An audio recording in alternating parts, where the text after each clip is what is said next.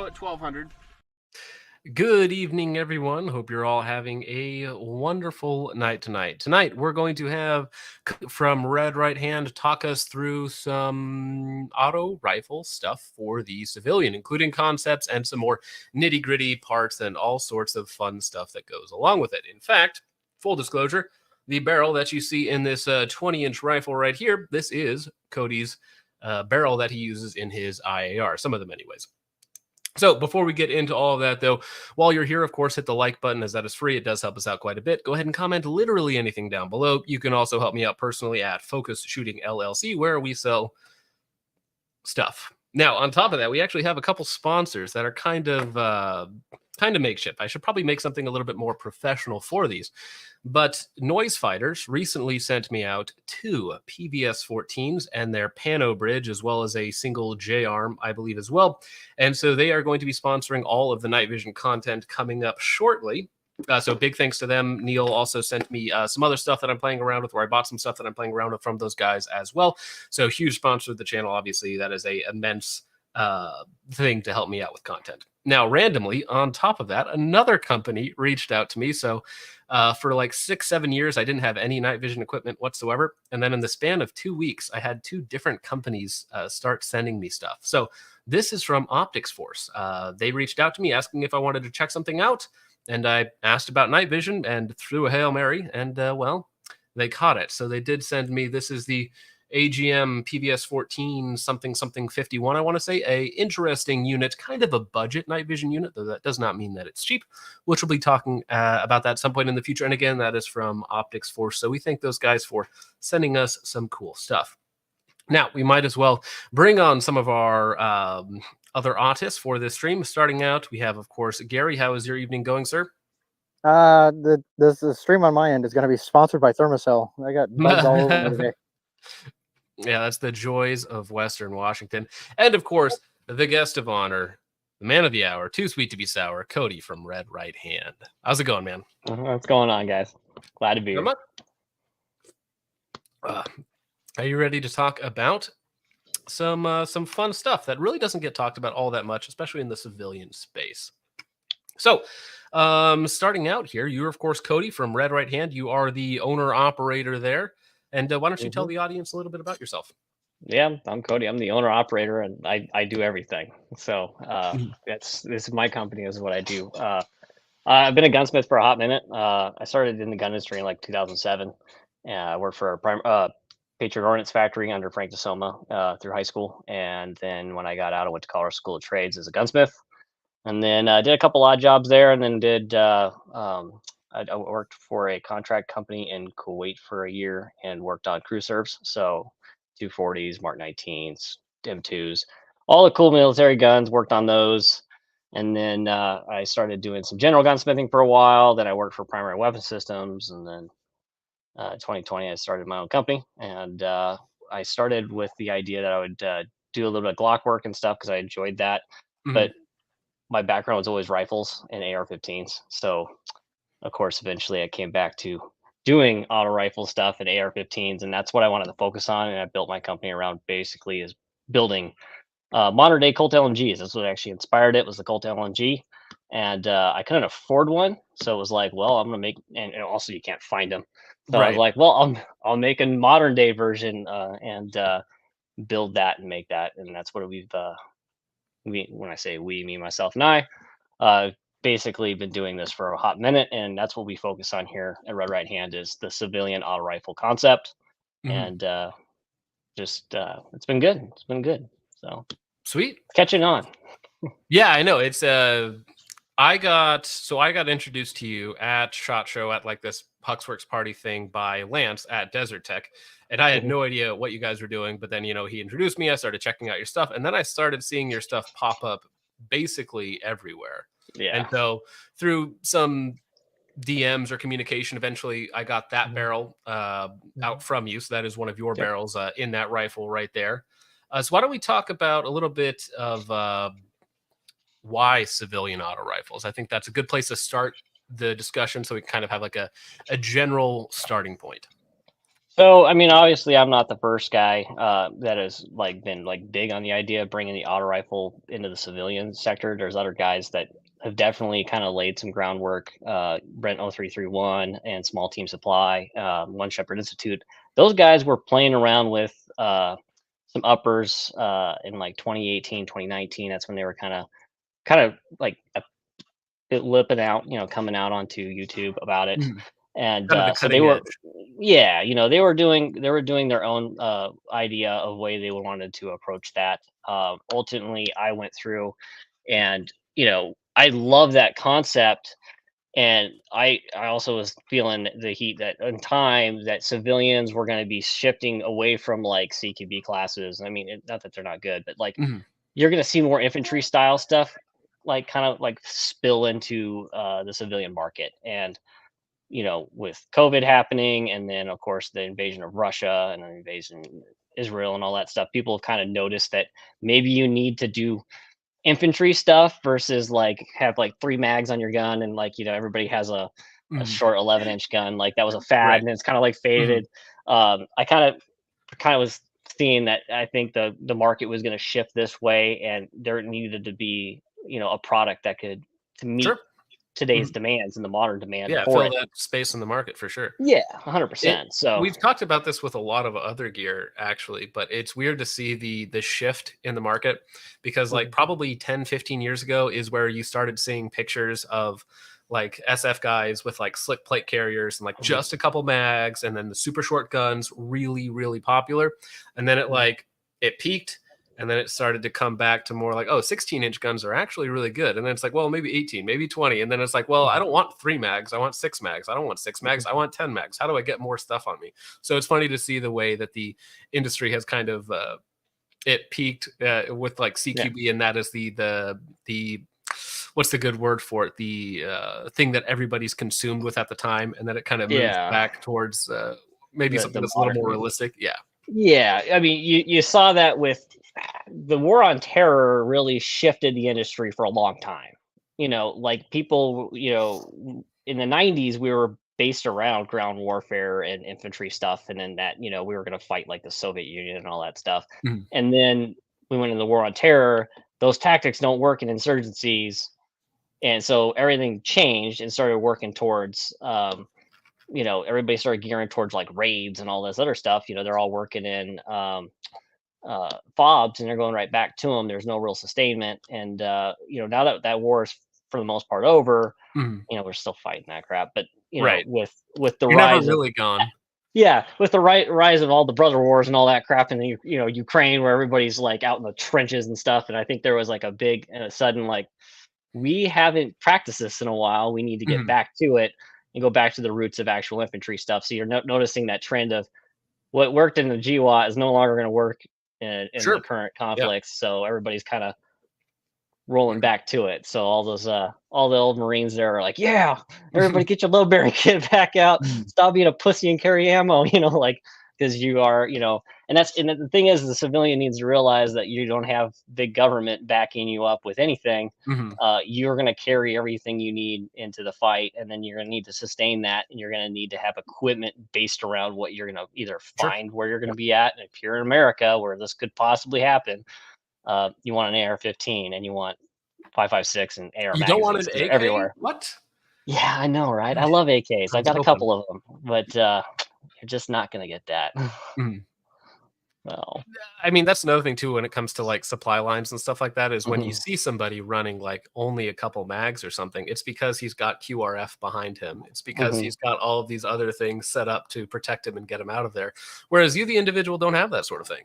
Yeah, you and your buddies aren't gonna have all that, so That's you're what gonna happens. be I mean, carrying depending absolutely on who your everything buddies in are, there. you never know. Before we move Yeah. on, though, Julio came in with the 4.99. Thank you very much, sir. He said, "Thanks for the great and honest content lately." Well, thank you very much, sir. Greatly appreciated, Julio. Is it Julio or Julio? Because I called you both there, so I was 50% right.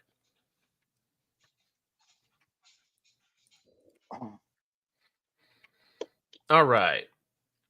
So now that we've talked about IARs, what is an IAR or what is the civilian auto rifle? Let's get Well, it's into some basics of parts.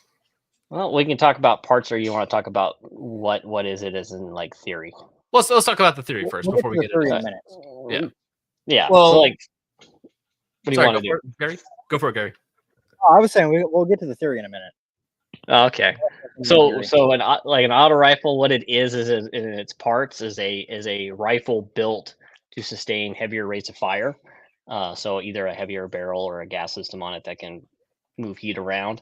Also, on top of that, you need to have the ability to accept common magazines from your squad, Mhm. i.e., it's basically the same type of rifle that your infantry riflemen have, but it's more capable as far as it can shoot more. Use the same ammunition, same magazines. Okay. Lightweight. It's not a saw. The saw is a completely different weapon platform. You want a like rifle just built to handle that concept better. Sure. So when it comes to weight, I think I haven't weighed this setup right here. This is a 20-inch heavy barrel Arrow M4 E1 receiver set, suppressor bipod VCOG. I think I'm sitting around 12 pounds, 12 to 13 pounds.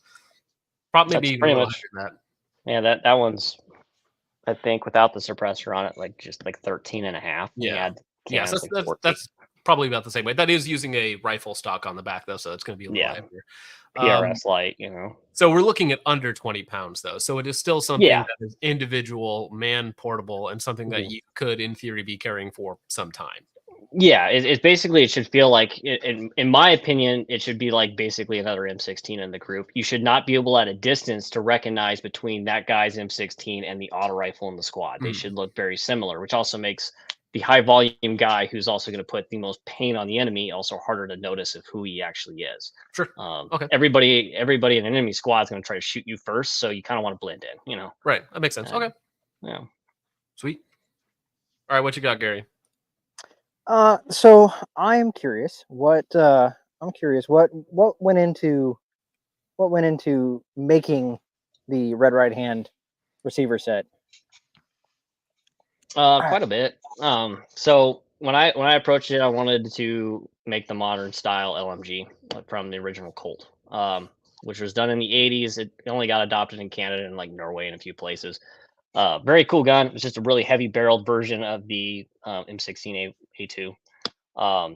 Cool rifle, but I wanted to make it modern. So for me, that included that the gun should be free floated, because everything's now free floated. You should have the ability to adjust the gas system to any condition that you're in. We have adjustable gas systems out there that are great. We use rifle speed. It's probably the best on the market. It allows you to dial in your rate of fire, suppressors. You find low pressure ammunition or high pressure ammunition, you can dial that in. It's basically like having an FAL dial knob from the old days where you had like 18 settings. This has 12. You can you can dial it to anything. So, and then on top of that, I wanted it to be able to cool itself. Like it had to be a weapon that would not get too hot and would allow you to sustain that operational envelope longer. Because an H bar barrel is a one thing you absolutely need in an auto rifle. You can't do this with a government profile or a lightweight or a Hansen or whatever. The lightweight barrels will not hold up. So you need a heavyweight barrel. Problem is, every heavy barrel, once it gets hot, it stays hot. And the problem is, you can get a heavy barrel to cook off temps in like 500 rounds. Right. So without doing something to help draw the heat out of that steel, you are still making a cook-off machine. Because at the end of the day, we cannot get away from the fact that an AR-15 is a closed bolt weapon. Open bolts are illegal now in America. You can't fucking have those anymore. Tech 9s ruined that. KG9s, but in the ATF, fuck them. At the end of the day, the platform's still a closed bolt, so you have to be able to cool the gun off. So that was the other reason why I was like, we need to make a heat sink system to go over the barrel and over the gas system to draw the heat away from that. And that was really critical, I thought, for making a modern version of a Colt LMG. So yeah, I mean that really nicely brings us into the next topic of discussion. Is what a lot of what Red Right Hand does, at least from what I've seen, is not only like building the stuff very well, but you also integrate something that is truly custom and nobody else makes on the market right now, I want to say. And that is the fact that you actually have a heat mitigation system. Let me pull it up over here. I can probably get, well, actually, it's sitting here on the tables. Why don't you talk about it a little bit? These are the heat sinks that go over the barrel. this is my design. I catted this up. I have these made locally. They're made out of 6061 P6 aluminum. And why these are special? I mean, they create a lot of surface area for your gun. They increase the wall thickness of your barrel. So we use a 980 H bar. This will bring the overall diameter of the H bar out to 1.25 inches. So they're pretty thick.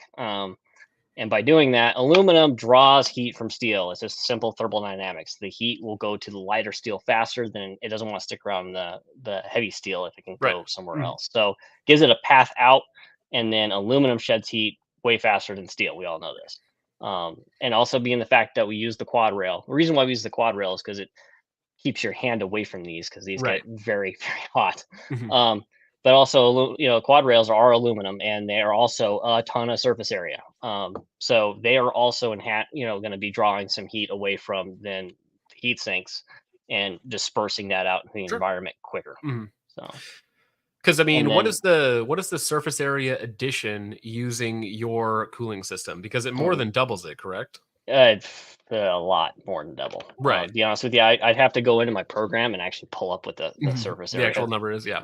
Actually, because like there would be a bunch of like crazy scientific nonsense. I mean, I'm a gunsmith. I'm not an engineer. I know enough engineering to be dangerous. And these are all this is principles that have been proven by tons of people before me. Like nothing really is innovative anymore. Can you make something that actually is a good execution of ideas that have already been tried, or using standard stuff that's already been proven. So like thermodynamics has been around forever. So I'm not going to argue with Newton and all those people or whatever, whoever came up with that crap. I don't know. Aluminum draws heat. So it increases the surface area. It actually allows for more airflow on it as well, with the vents on it and such. And that's great, because like you just kind of like fluting. You can do fluting, but fluting only adds so much because you usually go a long way.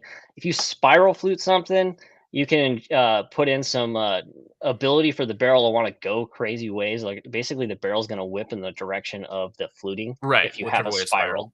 Which is not good for I don't think that's a good thing to do. I have no idea why people think it's cool. Don't do it. Do straight flutes, you're gonna do it. LWRC does spiral fluting, and I do like LWRC spirals. It's so pretty. It's really pretty, but yeah, exactly. And they're $400-$500. So I mean, so you're paying for that prettiness. Yeah, I'm not a huge fan of that. So, but yeah, so these are the heat sinks that I designed and have made, and these are basically a 1-to-1 fit over the barrel. You got to heat them up a little bit for their expansion, because aluminum does expand. You got to get it to a max expansion and then get it down the barrel, and then when it cools, it grabs the barrel. As you get it max temp, you're going to heat the heat sinks, and they're going to open up a little bit. They have the ability to possibly roll side to side on occasion, but they can't move forward or back because they are trapped between the gas block and the barrel nut. They can't go forward or backwards. They're actually perfectly sized to be sandwiched between the two, almost like a clamshell guard. Is there pushed between the barrel nut and the back of the gas block? Yeah, so they don't go anywhere.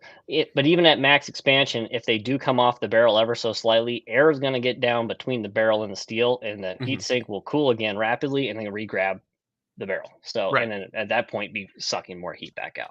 Which is funny to think about. We talked about this a little bit earlier, but like with computers, they have heat pipes in their coolers if you're using like an air cut cooler, and the heat pipes are designed, they have a little bit of water on the inside so that when it heats up, the water will move and then will actually circulate the heat back through. So you're kind of doing almost like it's passive, of course, because it's not doing anything, but by virtue of heating it up, it's going to expand a little bit and contract a little bit, release some of that heat, come back down, which is kind of neat the way that it works. Now, have you thought about using, because I know like aluminum can work as it's much better than steel as a heat sink, but obviously like the best is going to be like copper and some other things, which are probably astronomically expensive.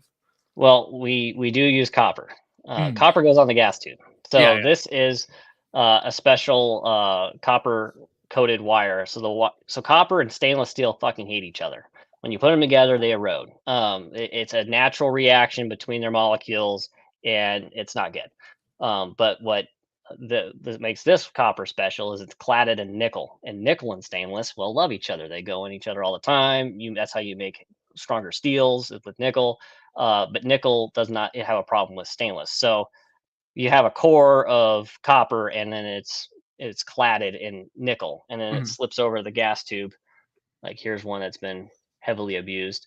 And what happens with this is the copper can go up to a ridiculously high temperature, higher temperature than the stainless, and it's also a good thermal conductor. It pulls heat away from things, and so by doing this, we are pulling all the heat out of this gas tube into the coil, which is also now a ton of surface area for how big this is, because you got the full surface of the round coil all the way wrapped around, and it's got a gap in it. We put a gap in it, and it draws all the heat out of the tube.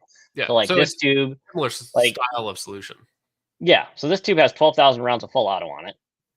There's the front, and it's just carbon right here, but it's not rainbowed because it doesn't get hotter than straw yellow. Straw yellow is about 600-ish degrees, which stainless steel is operational window is anywhere up to almost 900. It can go to 1200, but after 1200 it blows up. So we're keeping it before it even gets hot enough. It is actively cooling and pulling the heat out of this gas tube, which allows the gun to continue to run, because your gas tube is technically your failing point, right?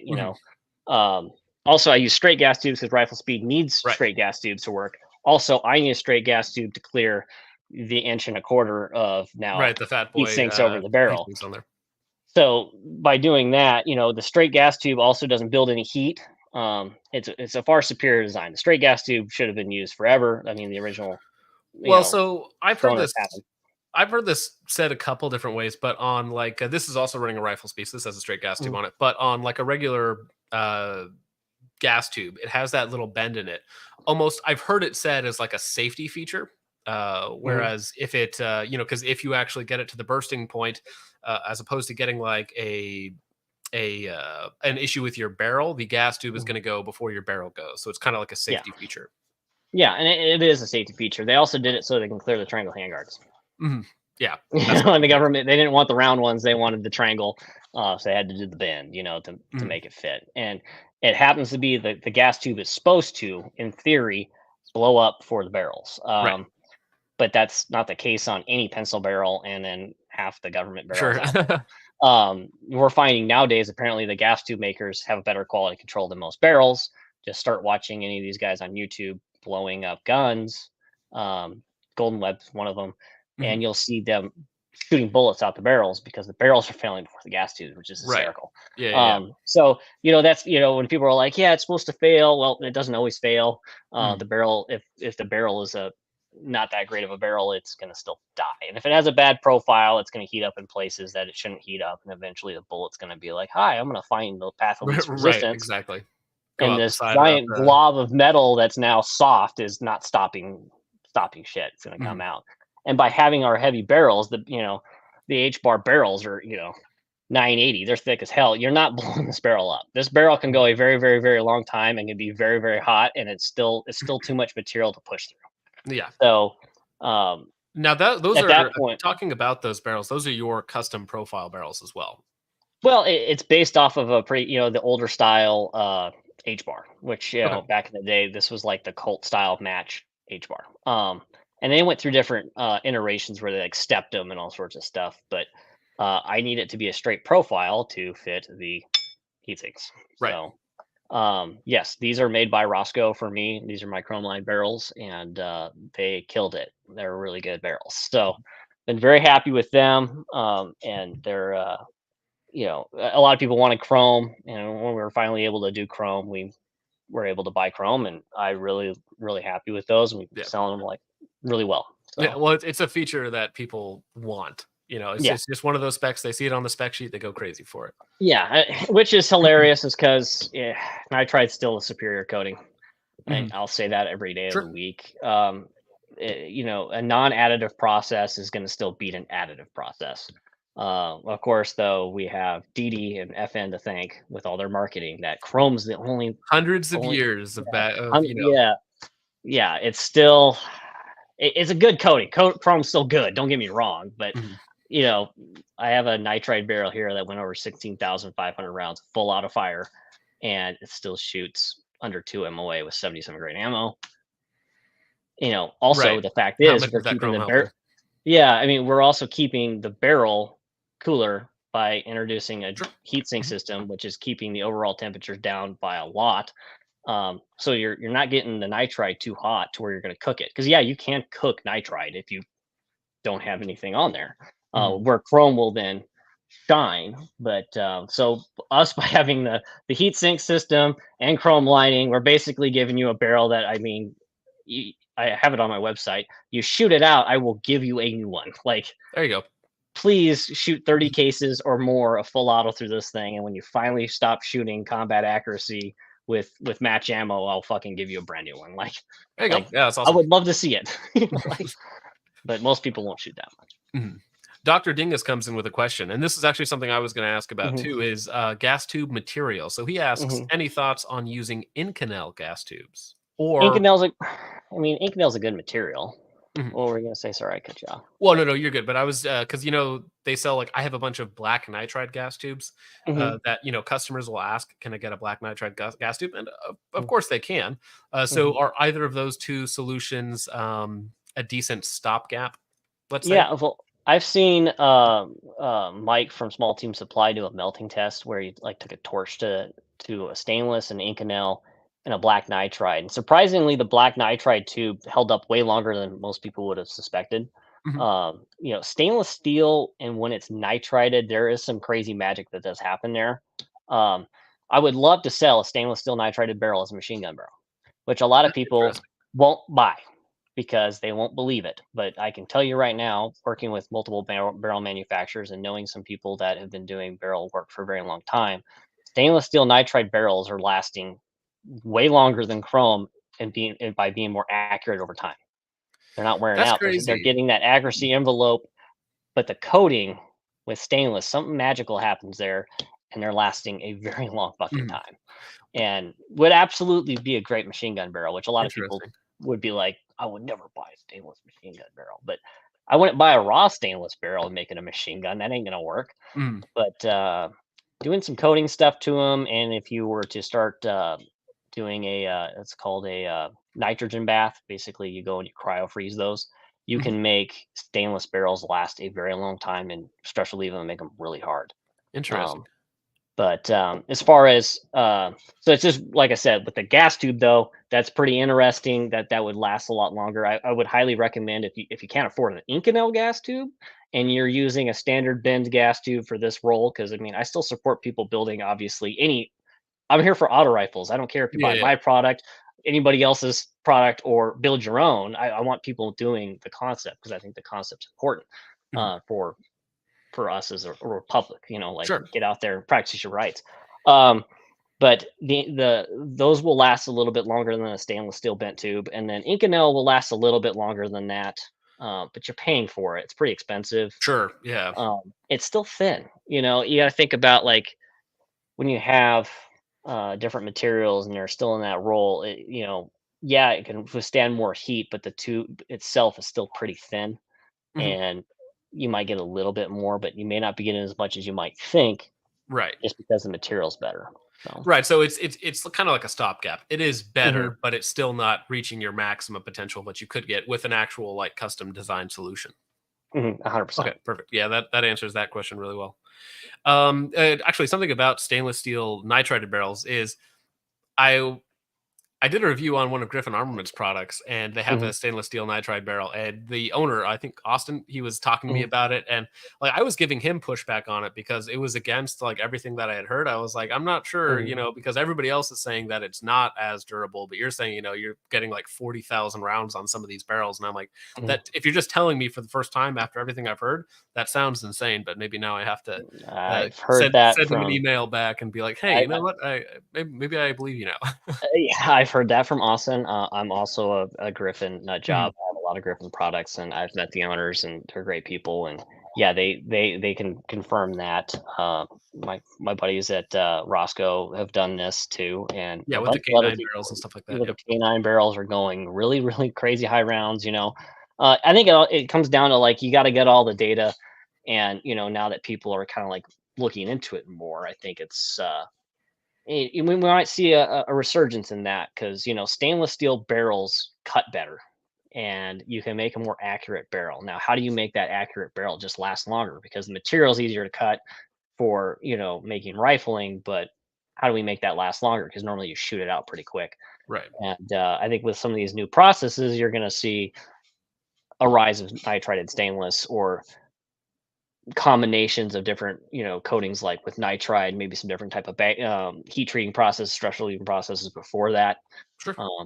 But no, I've always wanted to kind of try it. But again, I know that would be a uphill battle marketing. Yeah, And a for sure. tiny company. Mhm. It took me forever to get, everybody, like, convincing people to buy the nitride versions, and then I had to come out with this, chrome. Yeah, The that's demand what was just everybody so wants. high, like, and I agree. I have no problem making them in chrome. It's just I also know that we're keeping the system cool enough that the nitride totally will do the job. So Mhm. I mean, that would be an interesting test case to just get like a one-off and like send it out to somebody to do like some crazy testing on and see how it holds up. well, you're gonna have to shoot a shitload of fucking ammo, and that's Yeah. Well, you got to like, find somebody who is actually a true like high volume shooter that has yeah, access to that much ammo. yeah, it's expensive. For sure. Talking about cooling performance, we talked about this a little bit earlier as well, but with your custom cooling solution, we're increasing the surface area, we're increasing the airflow. What would you say is like, let's say the time to max temperature Mhm, is obviously improved, right? So we're slowing down how fast it's heating up with mhm. the heat sinks, with those heat being eventually driven off to the air and or the surroundings and whatnot. So what is the difference between like the total time it takes to heat up and the time it takes then to cool down? It's so heating up is a process that you can't actively cool as fast as it heats. Sure. Mhm. So some guys would be like, "I got it. I shot it really fast. It was really, really warm." Well, yeah, because you got to let the heat sink system start doing its Mhm. job. The more you shoot it, the more efficient the heat sink's actually going to become. So when you're into that 200, 300 rounds of rapid fire, that's really when the system's really going to start to shine, because at that point you're kind of meeting the equilibrium of where the heat's already reached the heat sinks, and it's able to start dumping heat and Sure. keep it Yeah. there.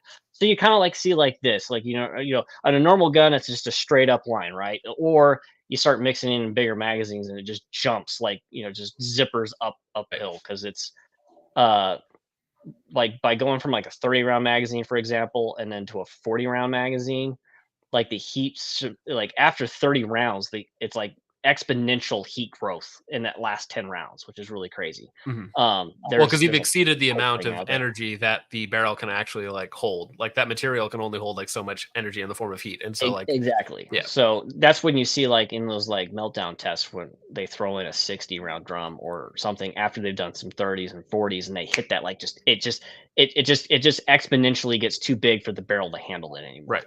Um, so where the heat sink system shines is, it kind of like you get up to this temperature, and then you see that line just boo. It doesn't Right. want to grow as rapidly fast, because now it's kind of hit to the point where you have heat saturation to the barrel, where the barrel's comfortable, and then the heat sink's pulling all that excess heat out of it Mhm. pretty fast.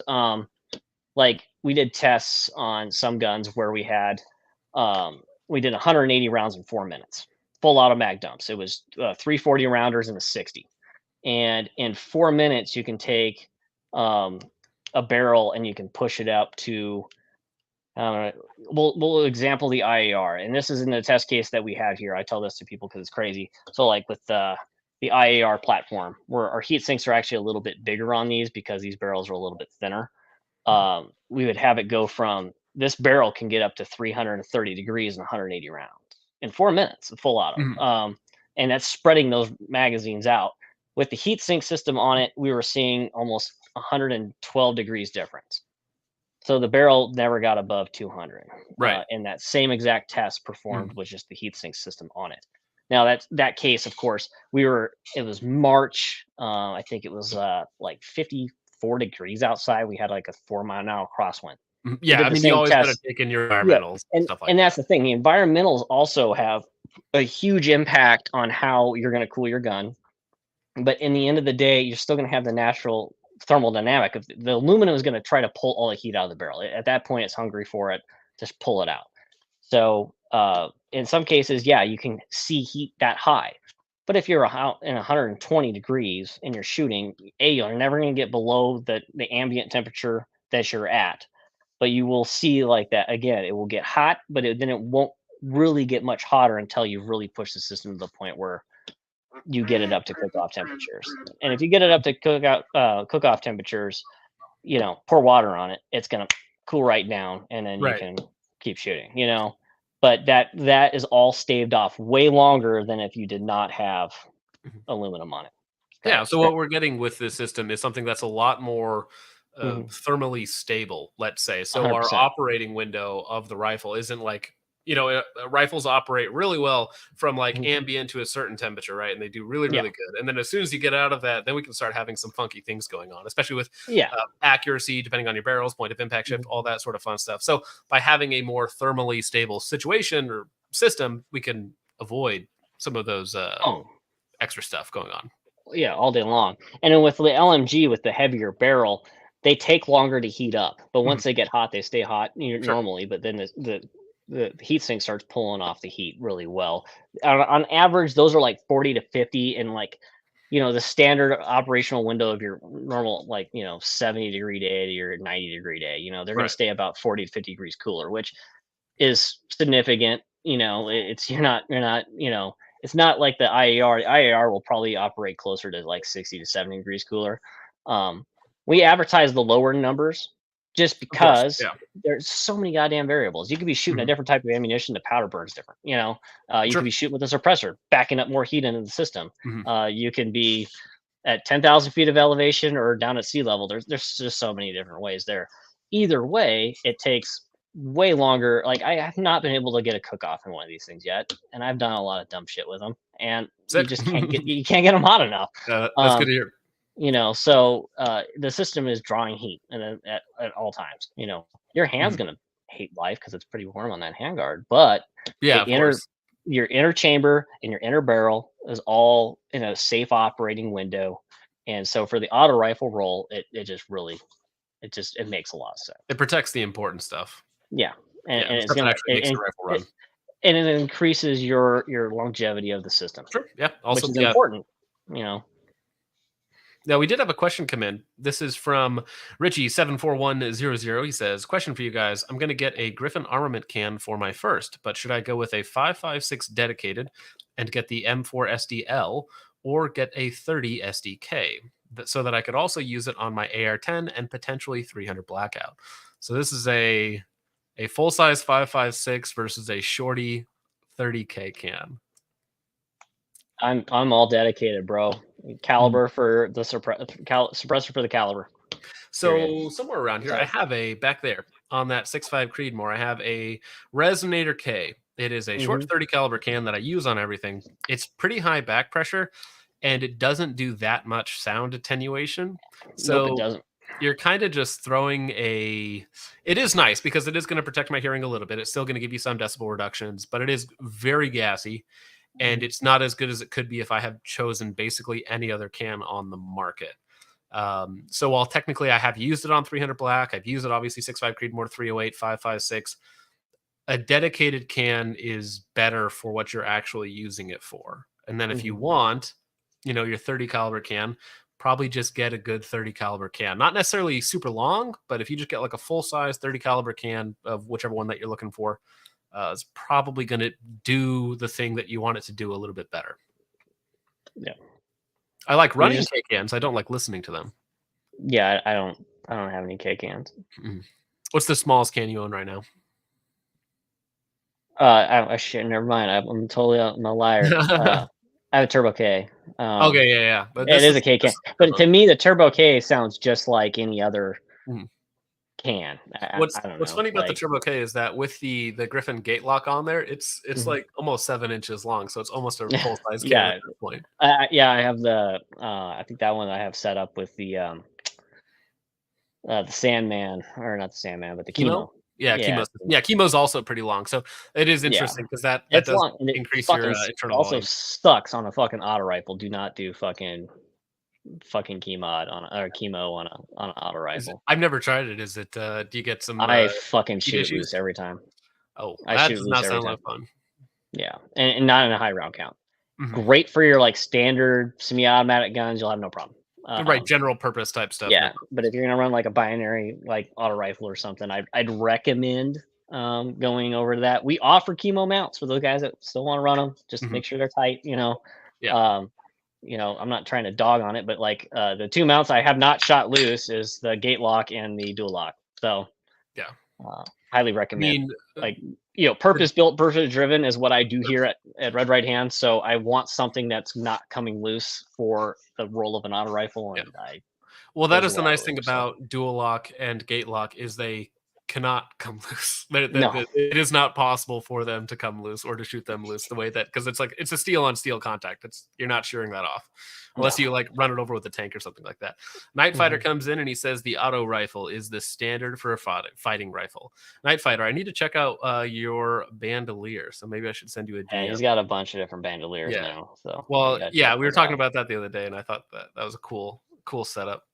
It just means I have to weave Molly stuff, and that just sounds miserable, but I can figure it out. He's got he also does a lot of content on Mhm. the auto rifle. So Yeah, yeah. and he paid Sweet. for his. Like, he bought it straight up. Like, he just Mhm. ordered it for me one day, which was really nice of him, and big fan. It's So nice when people actually support you instead of being like, "Hey, can I get some free stuff from you?" yeah, no, Knife Fighter has been a long time supporter of Red Right Hand. I appreciate him. Mm. So. All right, Gary, you got the next one? Yeah. Sorry, we're like totally. You're like just sitting in the corner right now. Sorry, Gary. No. It's good. It's good. My my latency is so bad. I don't want to talk over you guys. So, Mm. so for the rest of the class who've never operated with an automatic rifle before, how does that look? How do civilians operate one of these IARs in a group setting? Okay, in a group setting. Also, the term auto rifle doesn't mean that the gun's actually fully automatic. You don't have to do Well, this with a actual full auto. Some people get, again, the terminology is still kind of based around what the military deemed an auto rifleman. I call them auto rifles because I just believe that's the branch of the type of firearm and design that it is. You can call it a squad based fire weapon. You can call it whatever you want to call it, American RPK, Mhm. ARPK. I don't care. You can name it what you want. I just call it an auto rifle because I just keep it to what the kind of classifications of this type of role have been since the dawn of it back in World War One. The auto rifle is meant to be a squad base of fire. He's going to be your guy that's going to bring a machine gun like role to the smaller, within the squad group, and it's basically a bridge between the squad and the machine gun. The machine gun team is usually operated in a completely different group of guys. They're not actually in the squad. So the auto rifleman is the squad's base of fire. And back in the day, that's what the BAR was built to do. You had everybody with M1 Garands, and you had a bar gunner, and you had the sergeant had a Thompson because it was lighter, and they had a guy with a radio with probably an M1 carbine or something. Um, how you work that in a civilian squad is basically the same thing of how they used it in the military for a long time. The Marine Corps is probably the better one to look at because the Marine Corps has always been big on auto riflemen. They were pretty upset, I think, when they lost the auto rifle role to the SAW, and then I think when they got it back in 2011, they were pretty happy that the M27 kind of came back on scene because it made more sense to the doctrine that the Marine Corps has always kind of had for an auto rifleman. As a civilian squad, it's kind of like you've got your guys with your rifles, and you got an auto rifleman, and you probably have a DMR guy. And using that, you're just he gives you a base of fire that everybody else can move on, or suppress while everybody scoots around and flanks, or you work within two squads, and they both one squad has an auto rifle and the other squad has an auto rifle, and you work in tandem.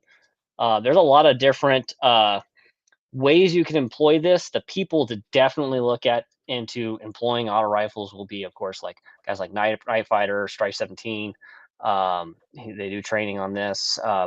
Blue Jean operators going to be talking about it a lot. A couple other people coming down the line, like guys that have actually employed this within the military, are much better people to talk about it than me. I'm just a gun nerd, autistic guy who loves making cool shit to fill a role. And the role for an auto rifle is a heavy volume gun. So, we built that to meet the need. Now, there's other guys out there that can absolutely teach this way better than me. So, Mhm. but as a civilian group, it's an achievable weapon platform. to increase your squad's power, right? Maybe everybody's got 16-inch guns. By having a 20-inch gun, you have range lethality, you have more power, turns training ammo into basically duty ammo, and you have, you can put in a binary trigger in it, which allows you to up the rate of fire or slow the rate of fire. You have those options as a civilian to build that out, where you can't just go buy a saw, Right. and then you just implement a saw into your friends if you had money. But it's not, again, it's a rifle that's capable of handling more fire than everybody else. So he is destined to shoot more to help people move. I mean, it's squad-based tactics and shit like that. I'm not an infantry guy. It's not a Okay. general purpose system, but it does have it's not obviously when we say SPR, we think of like an 18-inch precision rifle or something like that, but it is a special role rifle. It's not the general 100%. purpose rifle. It's not if you're out by yourself doing whatever, this isn't the rifle that you're carrying probably for the most part, but it does absolutely fill a role in theory in Minecraft at some point in the future. Right. Yeah. And honestly too, if you think about it from your fire point standpoint as a civilian, there's also guys that will speak to that every guy should be auto rifle capable within a small unit. Where you can see this is where kind of recce comes from. Where my term recce and why recce LMG became a thing was that the Rhodesian SAS, when they would run into Mozambique back in the day during the Bush Wars, every guy was technically an auto rifleman, whether they had an RPD or a chopped RPK. They were all carrying 7.6239 guns that ran on AK magazines for the most part when they were deep in the bush, and they all had the ability to throw out a ton of lead. And then they were able to scrounge lead up off the ground, get all the ammo back up off the ground, after those, times when they had to use that stuff. Right. After Everybody in in business. yeah, and so you're going to be kind of stuck in that situation if you and your boys don't have backup. You're going to have to be that firepower. So there's a good argument too that everybody could be auto rifle capable in a squad in a small group because you have no other choice. So that's something to speak on about that. I mean, yeah, it's a special rifle. For some guys are going to use it as kind of like a special purpose system. Other guys are going to implement it as straight up like the standard for their whole group to have some version of that one way or the other, or at least be capable of putting out that, M4 block, the block twos, for example, would also help. Sure. Yeah. Like a 14.5 setup. That was something I was also going to mention. Something that has a higher firepower capability. It's still using a little bit heavier of a barrel. If you have an aftermarket cooling solution on it or something like that, but is capable of putting down more sustained fire in that way. Yeah, exactly. That being and then said, of course everybody changes magazines. So yeah, that's another thing we'll talk about in just a minute. Before we get to that though, Nick comes in and he says, for $5, thank you very much, sir. He asks, did the Colorado School of Trades teach Cody how to operate a mill, lathe, and surface grinder, etc.? Basically, I'm asking if he is a machinist also. I am not a machinist. I'm a jack of all trades. Gunsmithing school will have you learn a little bit of everything. Yes, I know how to operate a lathe. I know how to operate a mill manually, not CNC shit. I suck at CNC, but I can manually mill and I can manually run a lathe. They taught us all that in school. So I think Colorado School of Trades now has a CNC program that they put kids through now, which is awesome. I'm finally happy to see that they got with the times. But when I went through it in 2009, they were trapped in 1950s, so we learned all the old school ways of doing it. When I worked at a steel industry, I was in the steel industry for a couple of years. Some of our old guys, all they did was the manual stuff. We had one guy that worked this lathe that would do 20, 30-inch pipe and stuff like that. Oh yeah, no, I love a manual machine. You just feel it as you're working, and it's nice. There's a bit of, it's weird when you get on. You do only done manual, so when I go and I help in machine, I've worked in machine shops that had CNCs, and in my youth, and it was like, okay, it's making a part. Okay, I'm gonna pull it out and click it in, and all right, it's making a part. So now I wouldn't consider myself an absolute machinist. I know how machinists think, though. So when I design my parts, I do my best to make sure it's not going to piss off the machinist down the line. Right. So Night Fighter comes in and he has a different opinion. He says, I have a different opinion. I think it is a general purpose rifle, at least when it comes to the red right hand upper. It's virtually no different than a standard 20-inch rifle. Well, I guess that's maybe a little bit different. I don't, well, maybe this is just a YouTuber thing, like people that you run around with on Instagram or whatnot, but I don't know if most people consider the 20-inch rifle a standard. But I mean, there is an argument to say that that's what it should have always been, and it never should have changed from a 20-inch rifle. So, I mean, there is definitely some discussion to be had there. Yeah, I mean, and it's I don't know. We went away so like during the '90s and everything, in the GWAT away from the original rifle, and everything after that is a carbine. It's all shrunk down, or it's an SBR. It's not a rifle. Rifles are still a 20-inch gun, and with a rifle length gas system. So standard rifle should be an M16 always. Like I near and dear is the 20-inch gun. It's the Holy Empire, and Lord Eugene built it, and it's perfect. That's the way it was, and that's the way it's going to stay. Yeah, I mean, it will always still be king of the mountain in my opinion, and no other system below it anymore. It's always chasing another problem that the 20-inch never had. So. But I have to do CQB stuff because it looks cool on YouTube. So I need a 10.3 or 11.5 because that's what I'm going to be doing. Definitely didn't do CQB with A4s. No, I know. Yeah.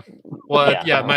My brother, he was in there, and he used a M16A4 was his weapon. So I went to school with a lot of guys that fought in Fallujah with a 20-inch gun, and they're like, "We still did it. It worked. They made it work. It'll do it." I mean, people did it in World War II with monster, M1 Garands and whatnot.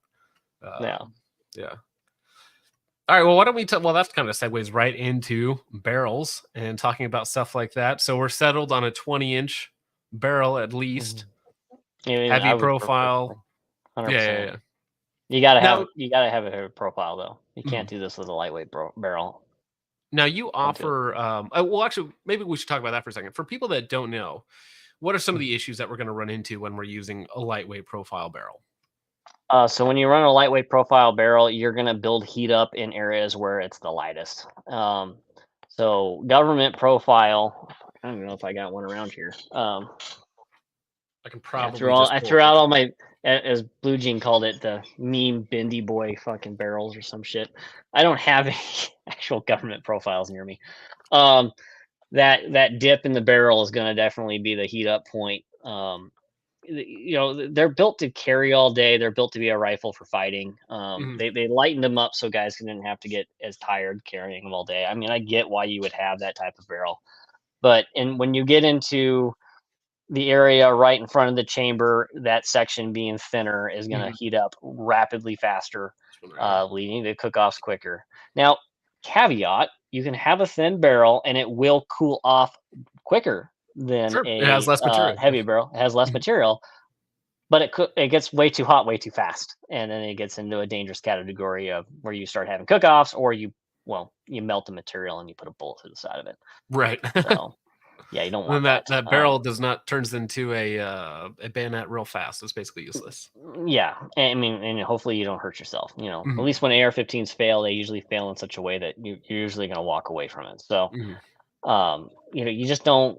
Those profiles are cool and all, but they're just not an auto rifle capable profile. Sure. So I mean, I know some guys are like, "Oh, I'll just shoot my M4 a lot." I'm like, "Well, you're gonna cook your M4 way faster." The thing is, too, is you may not blow that barrel up. Say you get it really, really hot. You keep cycling that barrel into that roll, you're gonna be ruining the metal because you're getting it up to ridiculously dangerous temps constantly. And it's just not going to last. You're going to shoot the rifling out. You're going to miss the last 4 inches of, rifling is going to be shooting out the front of the barrel. Well, and your erosion is faster too, isn't it? Oh yeah, all of it. So things don't work when it gets too hot, and when it's too light, it gets too hot.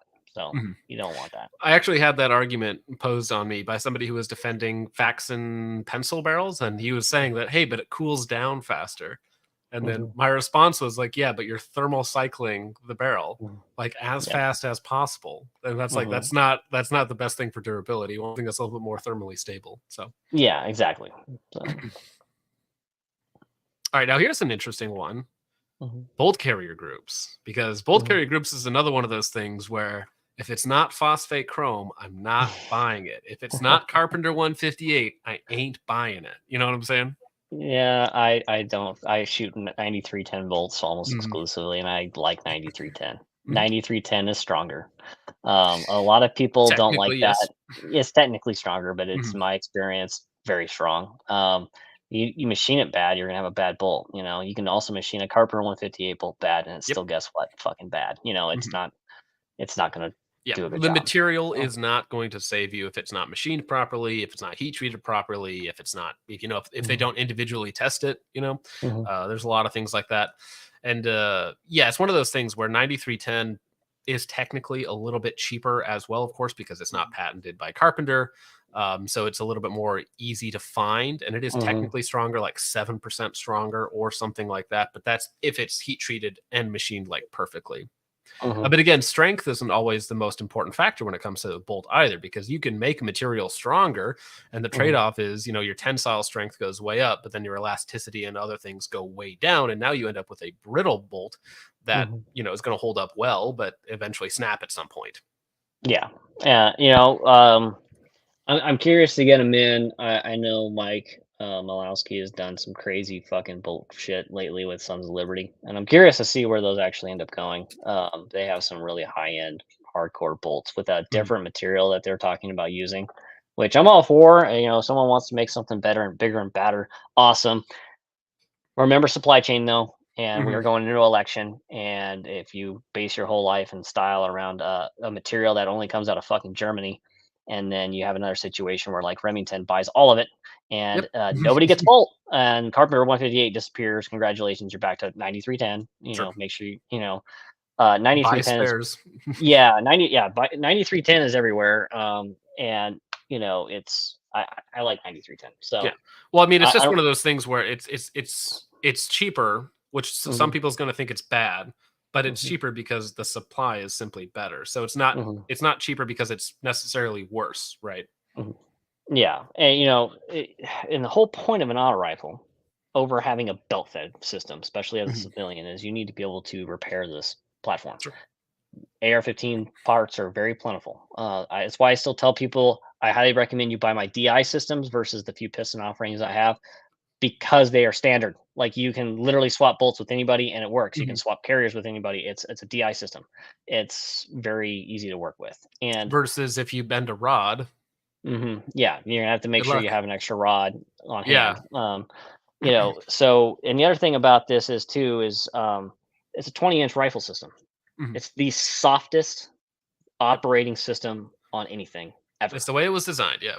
The way it was designed. So the bolt life you can get out of, especially a 9310, is fucking phenomenal. I have a bolt that went like over 16,000 rounds of full auto, and it's still serviceable. And I throw it into anything, and it'll still run. Mhm. So um, the system's soft on all the parts. They don't wear out as quickly. I still change gas ring kind of regularly because I shoot full auto suppressed a lot. Sure. I change them out every about 7,500 rounds. I actually, start getting like Springco springs that get kind of soft, and I'm like, Mhm. I thought these were supposed to last way longer, but I still switch them. Yeah. But the bolt's fine. Everything, if you do it right, is going to last longer. And if you have a soft system and you're gassed right, which we have rifle speed, you should be dialing your gun into where it's nice and comfortable. Mhm. You're not making it work harder. The what was I going to say there to that point? I just lost my train of No, thought. it's totally fine. I lap the upper receivers on the LMGs. Mhm. So you have a true fucking shoulder that you're locking in. So you're not wearing heavily on one side of the bolt the other. Some people are like, it's really great for accuracy. Personally, yeah, it'll work. It'll help with accuracy, but I don't do it for that reason. I do that so you have consistent, clean lockup on that bolt face. Mhm. So your bolt face lasts longer. Like the longer those lugs wear nice and smooth, the longer the service life is going to be on that bolt, like dramatically. Gotcha. So Yeah. that's why I do it. I don't do it for the accuracy component. Right. That's just a side Though, benefit. yeah, though the guns are very accurate for what they are, I still tell people don't judge. Yeah, could they shoot him away? Sure, if you're a good shooter, it's a fucking heavy ass barrel. You bag that gun and you know how to shoot a gun, you'll probably get really good groups out of it. It's free floated. There's no excuse. But I still say it's still a cone of fire gun. It's meant to shoot groups of multiple bullets, you know, as fast as you can shoot it in a tight pattern downrange. But you know, that's, you know, so the reason why I have the faced upper is so you're not wearing your components too hard. You know, So already a soft shooting system. What is the accuracy potential of your bull barrels? I mean, I've shot, you know, MOA with them with 77 grain. You know, I'm not the best fucking rifle shooter on the planet. I don't get into long range stuff. My trigger happiness is I have a fucking fun switch, so I constantly just throw it onto that. Accuracy by volume. You know, we can go out and group them. You know, but what I try to like judge my product by is I can go out to like 200 yards and shoot, you know, 60% IPSC steel off a bipod with 3 to 4 round bursts and hit almost all 4 of them as a not great shooter, but have the cone hit the target. You know, that to me is me being successful in what I built. But yeah, you can go out and shoot it. I've had a couple customers report to me. They're like, did you sell me a stainless steel match barrel? Because this thing's shooting lights fucking out with really cheap ammo. You know, they do shoot fucking 55 grain really good. They shoot 62 really good. So gonna get the job done, you know. So talking about accuracy real fast out of this guy, because I have done a little, I've shot only a couple hundred rounds at this point, but I did for the Zero group with 5 rounds of Callaway 55 grain reman. They're sponsored the channel, of course. I put 5 rounds in about 1.5 inches. So with really cheap remanufactured ammo. So I think on Monday I'm actually going to be shooting groups with the VCOG and with some match ammunitions, about 3 or 4 different loads, and we'll see how it does. Probably take it out to about 600 yards. But so far, the accuracy potential has been fantastic. And I was kind of doing what you were doing the other day with just the binary triggers. I was trying to double tap at 200 yards on a 10 by 16. So it's like a half size target or something like that. Yeah. So it's a little like chonker target. But yeah, so I was doing that at 200 yards. And that was, it's gassed perfectly with the rifle length buffer system. It's super nice. Yeah. And the rifle speed allows you to get that soft shooter, which helps you stay on target. And the fact is like on the LMG, why I still prefer that is this is 3.37 pounds. Right. It's heavy. And the reason why you want it heavy is so you can have that forward weight when you're loaded in the bipod. Everything's just sit and put. That's what that's for. You want that deal. That's why you carry the weapon weight, is to be able to do those accurate bursts into those type of targets at distance. Yeah, that's what it's meant to do, right? That's 100% what it's built to do. Like what I'm doing with that, with the 12, 13, 14 pounds, whatever that is currently, versus like trying to do the same thing with like a 7-pound rifle. Like you just get so much more jump in the optic. You feel it a lot more. And like I've done it with the 12.5 inch IAR, and it's still it rips way faster. So you're just like, okay, hang on, you gotta hold it down. You know, like they jump more. This gun also weighs, I think this one comes in at like 8 pounds without the the deal on it. So the suppressor on it. So yeah, they bounce more. You know, you don't have that recoil control as you do with the heavier guns. So. The reason I made you guys small right there is just because we're YouTube will actually can the stream for firearms handling sometimes. So I just wanted to make it a little bit smaller. So it wasn't like super obvious on there. Oh, you good? No, but that's the new Raider BCM Raider rail, isn't it? Yeah. I need to get one of those. Those look cool. I filmed like a 3-minute short thing. I'll put up on YouTube about it. It's cool. I like it. I just wish they'd fucking release parts to the public like they should. You know, they're horrible. Very slow to do that. Their 13 and 15-inch MCMRs. It's horrible to get them. Yeah. So I want to make so we have the custom LMG builder where you can kind of pick and choose a handful of different things, different rails. I would love to add the 13-inch BCM Raider to that, and I'd like to eventually get around to doing a build your own IAR where I would use the 10-inch MCR or the 10-inch Raider. And the problem is just, okay, you can order it from me, but I might be sitting here for 3 months before I get anything. Yeah, that's the I don't want to hold your money that long. Therefore, that option is just not there. But if you do get one, just email me, and then we could build you one from there if you want to mail that part Yeah, to that's me. a better idea. Yeah. You know, the And one I have have that sort of thing all the time where somebody's like, "Hey, I have this part. Can you do X, Y, or Z?" It's like, I do that too. I have worked with a lot of customers on that. Like, just email me. Yeah. Please I mean- email me too. Don't try calling me or anything weird. Just hit me up on Instagram, hit me up on Twitter, or email me. That's the best way I can remember what we talked about and make sure we get to you. You know, Yeah, actually have it So- in writing. yeah, that way I can refer back to it because I'm a airhead half the time. Well, I'm so sure you're damn busy. also insanely busy with so many different people. Yeah.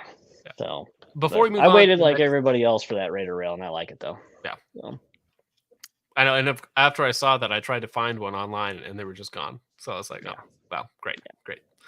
Before we move on from BCG, do you have a favorite BCG company that you they're the ones you buy, like they're the gold standard?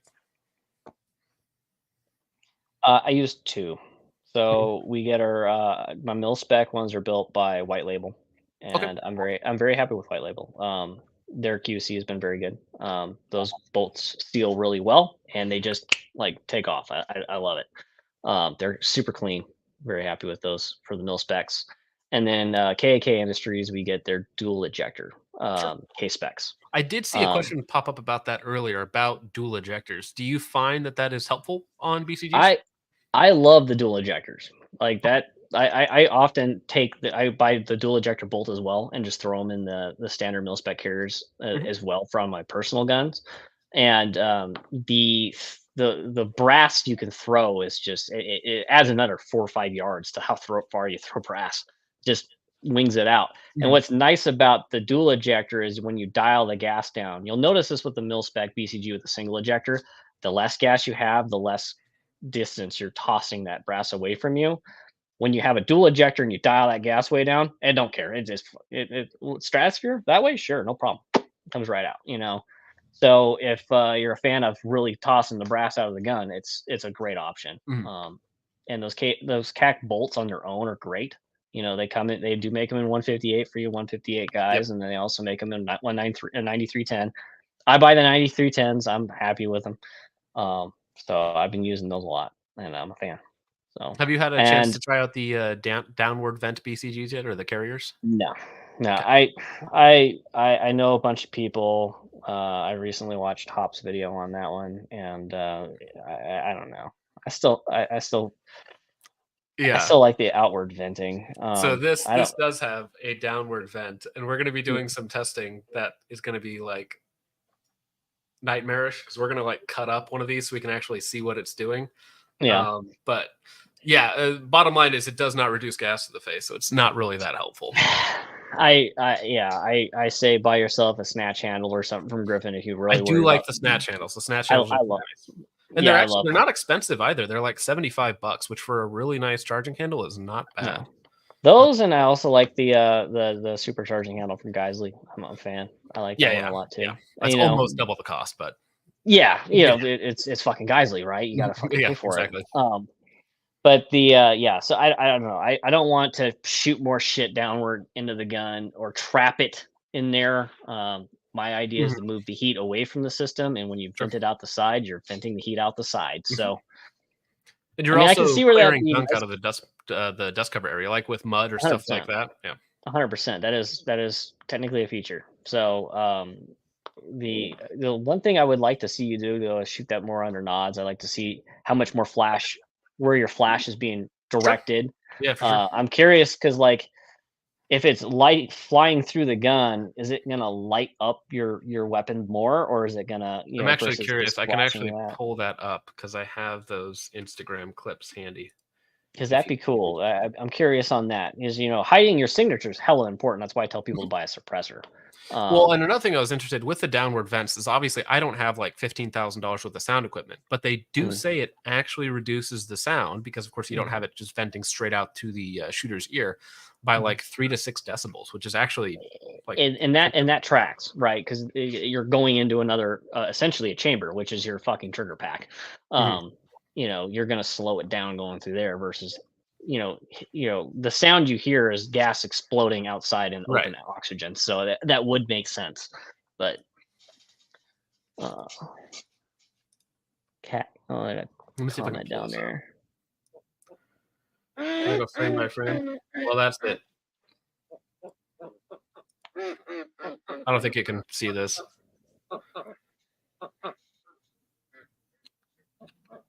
Yeah.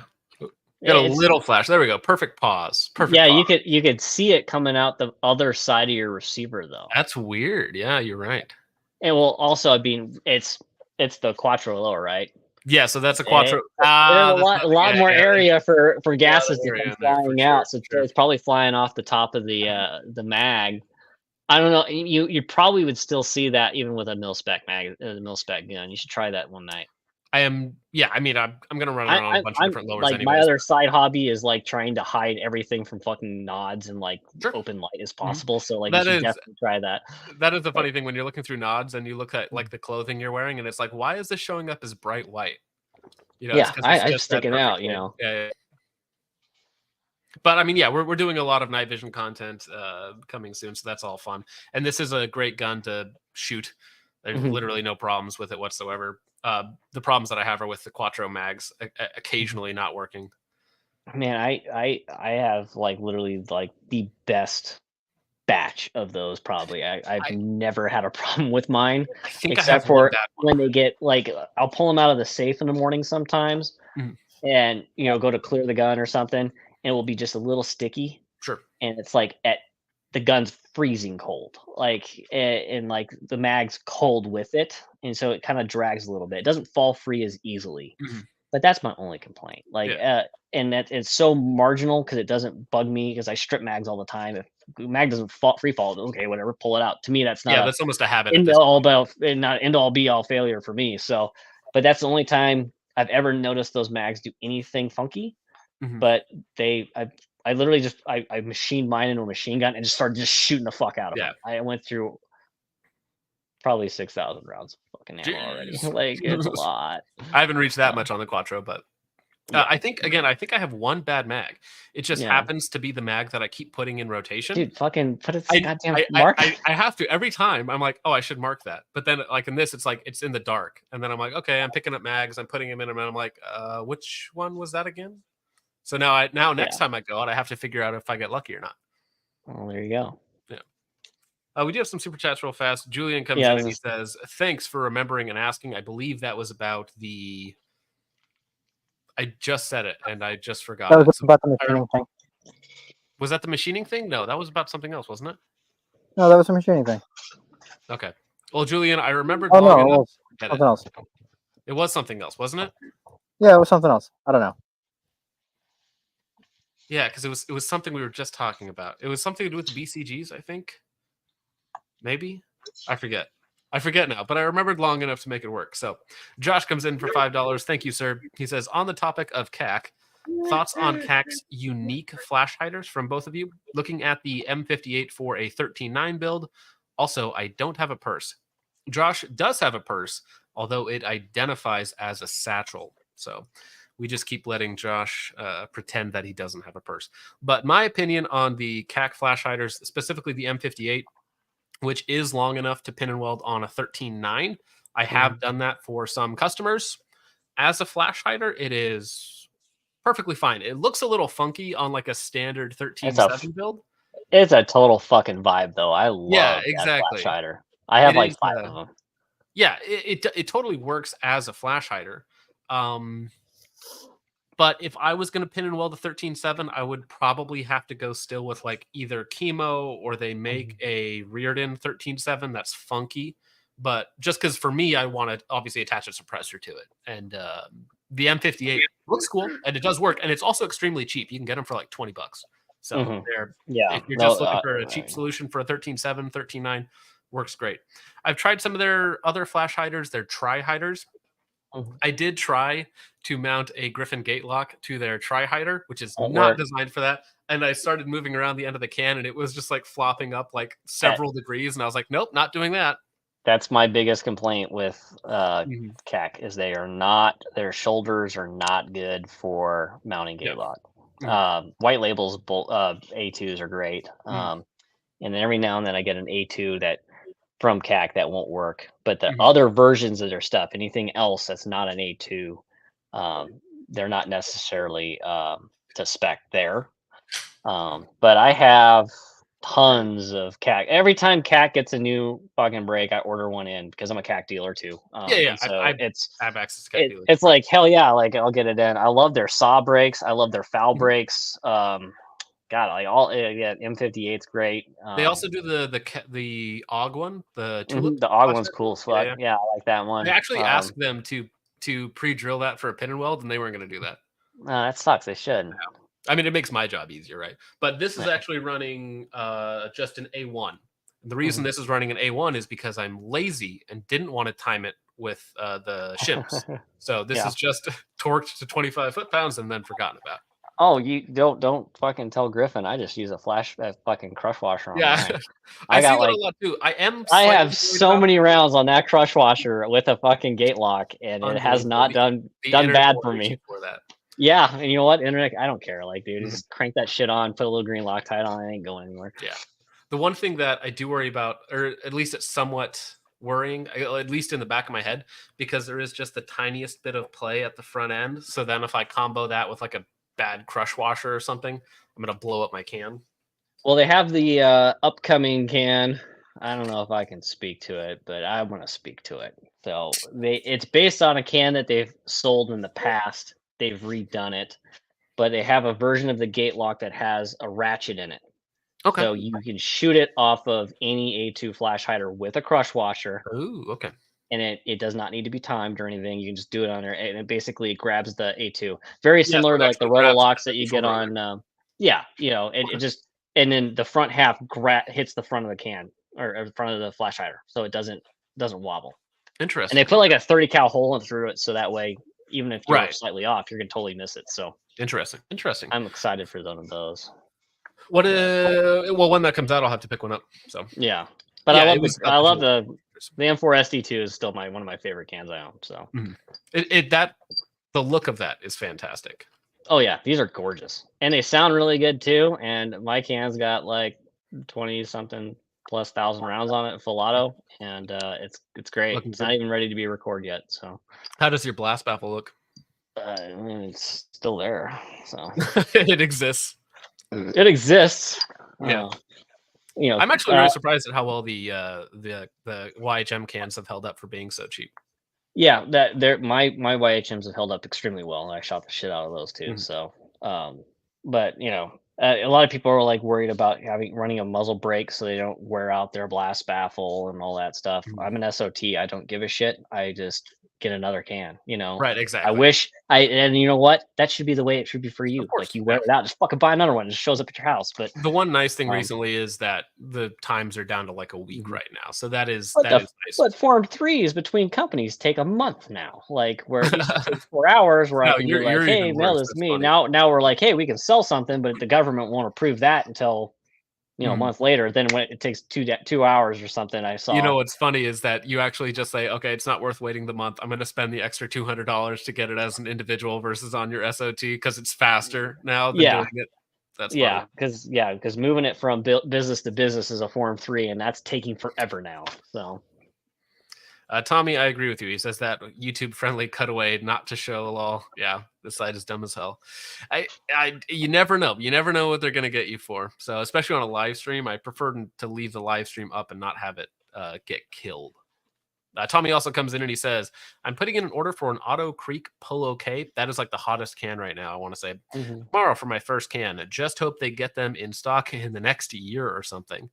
Yeah, well, they're hot right now. I see a lot of YouTubers pushing them, and then when YouTubers start pushing them, all of their followers start buying them, and then the stock goes away.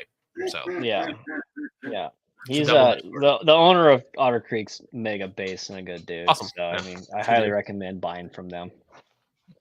And their can, from all accounts, is one of the best play cans on the market. It's a damn good can for what it is. I'm still, like I said, I'm still not a big K can guy. I would go with the longer one, but that's just Sure. I want sound suppression, and I want signature reduction as best as possible. That's why I prefer a bigger can.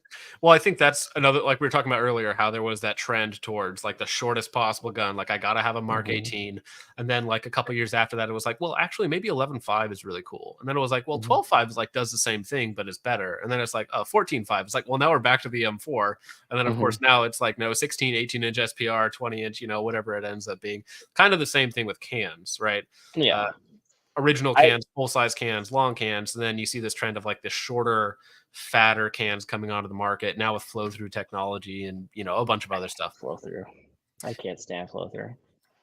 We were going to talk about that a little bit later. Sounds like ass, and they So hurt my ears. So have you shot the new ones, the Flow 5.56 and the other one? Don't like them? Yeah, and I shot them on shorter barrels too, and I wasn't that impressed with them. I thought they were Okay. like me. I also got gassed out the same. Really? I was like, okay, what the fuck? Like, I don't know. Like to me, it's just not.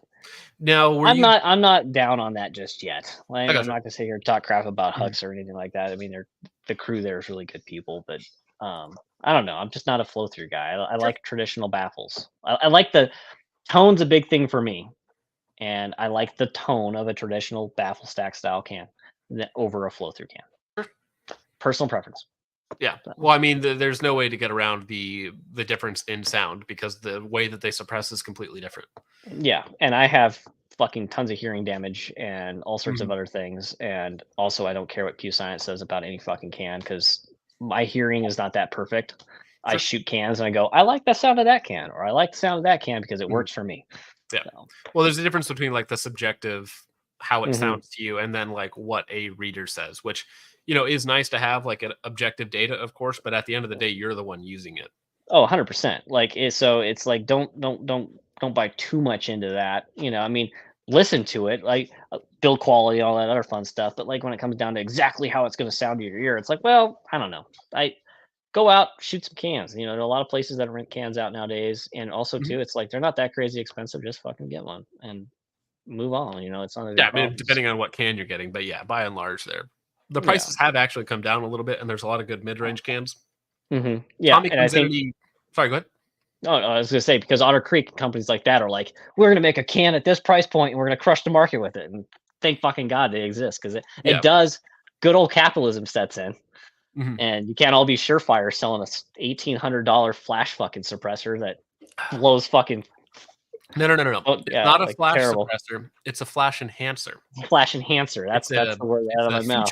It's not a bug. Yeah, it's a feature. It's low back pressure. Let's exactly. set the guy on fire too, and we pull the trigger. We've sacrificed everything for a lower back pressure can, and we're still charging $1,800 for it. Yeah. Tommy does come in and he says, is there another can in the same price range that is available? For me, it was research cost for Otter Creeks. I'm open to any suggestions from y'all. So honestly, if you're in the $600 and under price bracket, there's almost nothing else that is going to perform as good as a Polo K. I don't know if any, because like YHMs are a little bit cheaper, but they're a lot worse. So I don't know if I would go with now I would never buy a YHM unless it was like $300, $350, right? If it was a significant step down in cost. But like if you look at a lot of retailers, these are going for like $500 now, and it's not exciting at that price category. Another one that I actually did meet the owner of, AB Suppressors, which I kind of like the different ones that they offer, but I've also unfortunately heard mixed things on their cans. So it's hard to recommend a can that doesn't have glowing reviews because once you have it, it's yours forever, basically. And he's putting it on a 14.5 BCM and an 11.5 Geisley, both in 5.56. Yeah, I mean, the Polo K or the full-size Polo, if you can take the extra length and a little bit of extra weight, really good option. Or if you're just down to knock some sound down, I mean, a Turbo K or a Turbo will still do the job. A Turbo K, you're going to have to invest in a better hub mounting solution, though. Yeah, absolutely. Whatever you go with, you're going to throw away what it comes with. Actually, I haven't tried it personally because I already have the reared end, but Hop did a video on the SRX system, I want to say, which is basically just another taper mount system, which for non-full auto applications is probably just fine. But again, even then, when you get into the T3, which is the new YHM turbo can, right? The T3, I think it's the same. It's the same price as a Polo. So yeah, and the Polo is probably better, almost certainly better. Yeah, objectively, probably. Well, Night Fighter says that the Turbo K can't be beat when it comes to price. That was the case when I bought mine because I paid, I think, under $400 for it. But I don't think they're $400 anymore. Because back in the day, you find them for like $350 from some places, right? Which is like ridiculously cheap. And again, this has held up. I've had this for 3 years, which probably puts it at around somewhere between 30, well, maybe not 30, 20 to 30,000 rounds through this can. And glass baffle still fine. So they do hold up quite well. You have to replace the mounting systems on it, and it's not that great of like, sound suppression. It's obviously a K can, so it's not going to be perfect, but it's not the best. Yeah, you do see silencer shop specials come in where they pay for tax stamps. That does knock some price off. But again, if they're knocking the tax stamp off of all cans, then if they have a better can in stock, just go for the better can. But Recce 5K, have you tried the Recce 5K? No, I have not, but it's a good can. It is a good can. I have other people that have used it, really like it. Because that's a fairly inexpensive can. That's right around that $600 price tag. Yeah, it's their more budget minded setup to get into it. I mean, I just like the construction and the signature reduction you get with Griffin's products. And like if we go back to the auto rifle topics, you're gonna you need a can that's gonna do what it's gonna need to hold up to an auto rifle roll. So you need a can that's fully welded. You need one with at least an Inconel blast baffle, and you need a good lockup system. And I would also highly recommend getting it caliber specific. So 5.56. Yeah, exactly. And nobody, in my opinion, builds as great, perfect purpose-built caliber cans as good as Griffin, in my opinion. I think that's just like they focus on like how do we tame this one cartridge, and they focus on that, and that's important to me as a buyer. And I don't like kicking up all the dirt and shit when I'm out shooting, and suppressor absolutely knocks all that down. Yeah. That's what I'm looking for in a suppressor. A suppressor helps with a lot of other things. It does complicate things a little bit, but when it comes to like communicating, when it comes to signature reduction, when it comes to like just pleasure of shooting, unless you're using a really, really gassy system for something, it makes everything a little bit better. Yeah, sure. And the thing about too, there was a comment in there, somebody saying that you shouldn't be gassed out by a flow through. The thing about flow through that I noticed is they're trying to blow crap out of the can, so it's not consuming anything in the can. When you get a traditional baffled suppressor hot enough in this roll, it consumes that extra stuff that would be coming back at you. So if you shoot like full auto a lot, something that I've noticed, especially like with the HRT can I have, like the first mag dump, you're going to have a little bit of gas. You're going to be like, there's a little gas here. But as you get that can hot, it starts eating all the excess gases that are going through it. And, I did a 530 rounds on the Quattro mags, 10 of them back to back to back on the 12.5-inch gun with the HRT 5.56. It was fucking glowing. It was to actually test this really cool gas tube that I'm working on. This is a single piece gas tube. Ooh. Yeah. That looks expensive. Yeah, it was. It'll only get cheap when I make lots and lots of them. Yeah. But buy 1,000. Yeah, but for parts for the market to build your own, don't worry, guys. I still think about you. That's cool. Trying to melt something though, the can is consuming it, and I didn't notice any gas the whole damn time after 60 rounds of fire. Like after that, the can was at this temperature that was just consuming everything that was going through it. And it was the most pleasurable shooting experience, where other times I just don't get that when I've shot floaters. So, again, I haven't spent a lot of time situation dependent and your personal preferences. I have fucking full auto machine guns. That's just how they that's how they feel for me. Yeah, your mileage may vary. Quote will vary. It will absolutely vary. Yeah. So.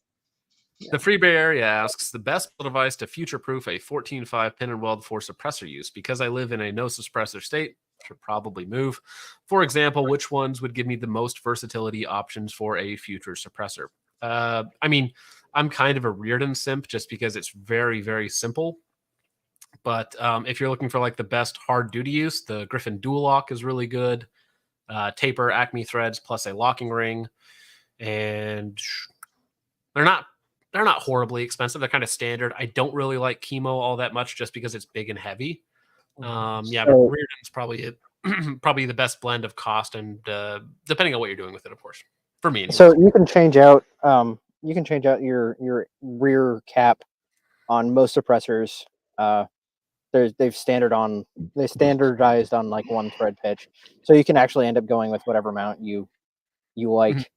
But if he's pin and welding a 14.5, he's stuck with the muzzle device. So that was the Right. Well, he said future proof for whatever suppressor. I mean, aside from what is it? actually that's true. Yeah. Surefire. Aside from Surefire, because they don't let you take their stuff apart.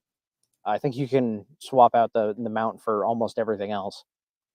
Yeah, well, for example, the dual lock and the gate lock, they are welded to the can, so those are They're not, welded too? Okay. they're not hub compatible, but the Recce 5 is. Mhm. So, Okay. you know, Well, a that's lot what of happens when you most have a built can. yeah, and most companies though offer a hub compatible can anymore, so you can just pick and choose your flavor and screw it on. So, and Griffin makes those in hub adapters. Last I checked, so.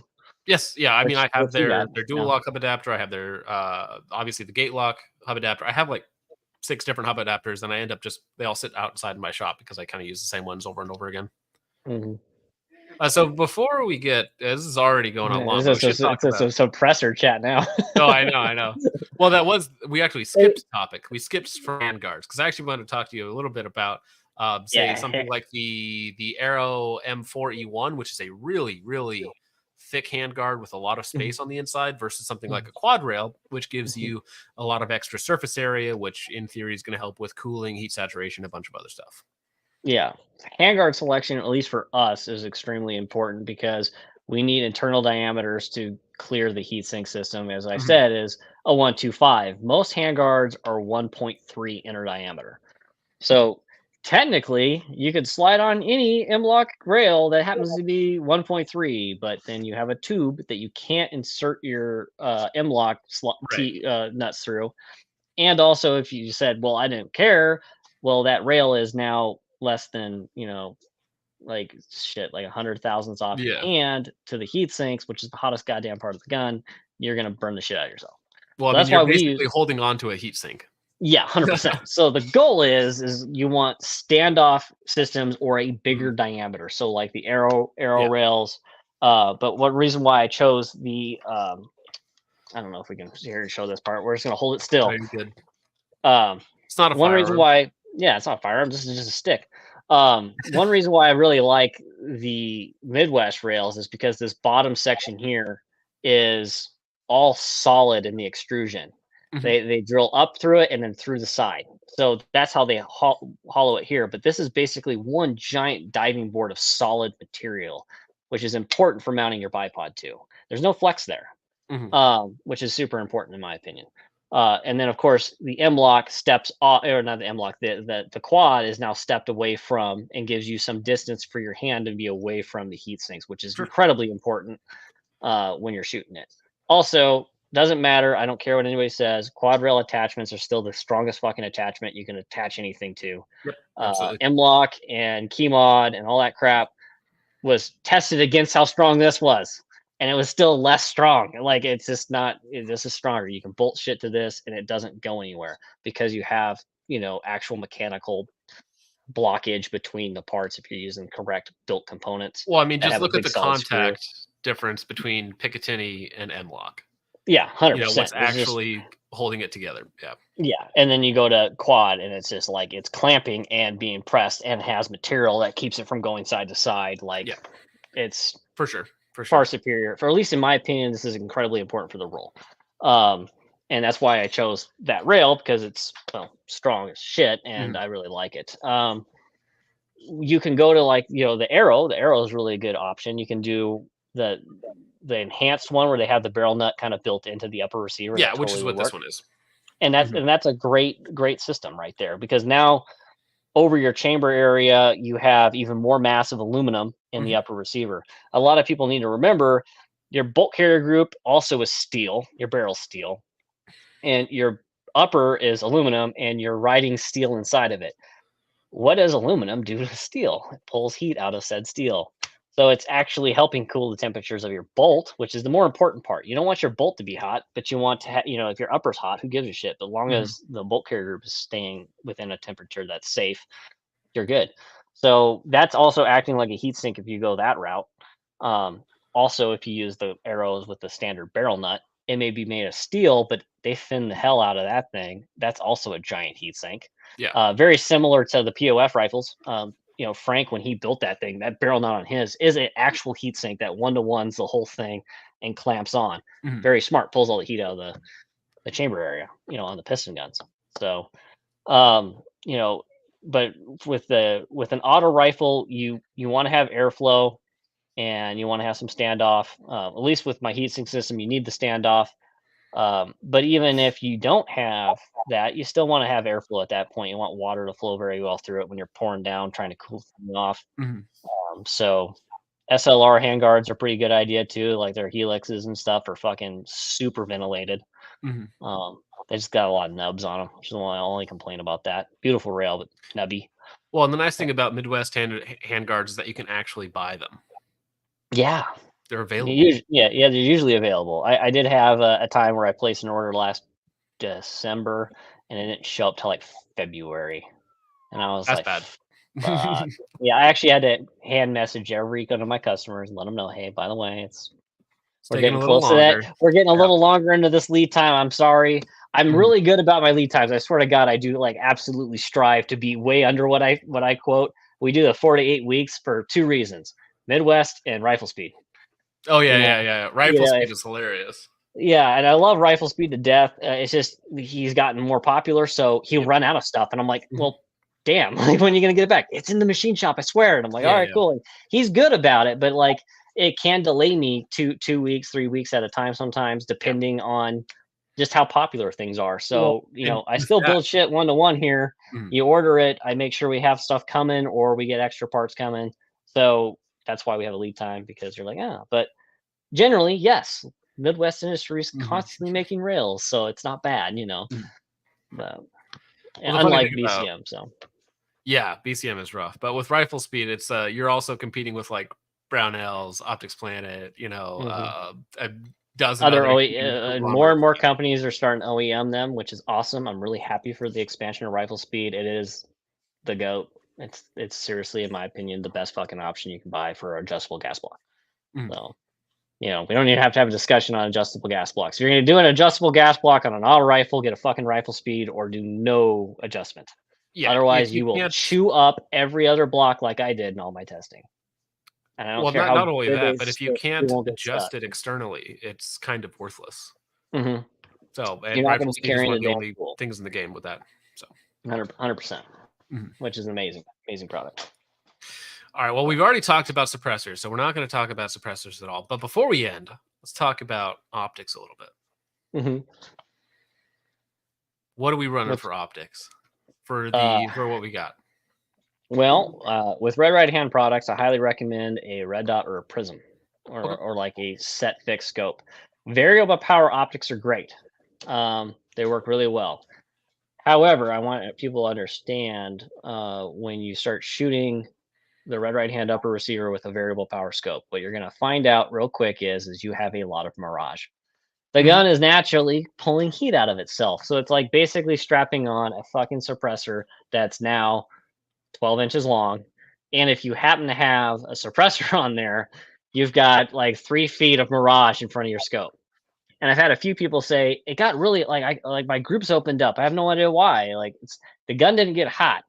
The reticle's dancing to the point where you can't fucking see the target, and you think you have a good sight picture, you're pressing, and you're actually fucking way off of it because you're looking through like 3 feet of mirage. So that does happen because it's built to be an auto rifle, not a DMR. Can it do DMR things? Sure. Keep that in mind. You might need to put some rail covers across the top or come up with some wraps or something where you can kind of knock the mirage down and keep your round counts low when you're shooting DMR stuff. But the fixed optics, you're not going to notice it as much. And to me, I think the fixed optic is great because usually you have a BDC reticle, which is going to be pretty accurate with a 20-inch barrel. And you can make quick adjustments, just dropping, down the Christmas tree of your prism I'm a big fan of that. And of course, red dots, you have all the field of view in the world. Pretty awesome. If you have a magnifier, the magnifier is like a fixed 3. So you're not going to notice the mirage as much. Gotcha. Yeah, no, that makes sense, especially with the BDC, because you can. It's not a precision rifle where you're using like 10x zoom or something like that, where you're using like a Milgrid Christmas tree or something like that. You can simply range the target, put the right dot on it, and then engage with a high volume of fire, basically. So no, that makes a lot of sense. And I'm a huge fan of the 5x Aurora reticle from the primary PA. arms one? Yeah. Yeah. Not everybody has ACOG money. I get that. I have a lot of guys that have the ACOGs on their guns and they fucking love them. And I just haven't wasted shot money on that yet. I rather keep investing in like cool projects that cost a lot of money. But that option I think is like one of the best ways you can go. Like a 5x is, in my opinion, really important because you do get enough PID out of it, but you still have the big field of view. And when you dial these rifles in and you're doing your bursts, you can really just sit there and just track that little bounce in the chevron, and they're very effective. Yeah, I was pretty impressed with their 5x, especially for the size, the weight, the cost of the optic.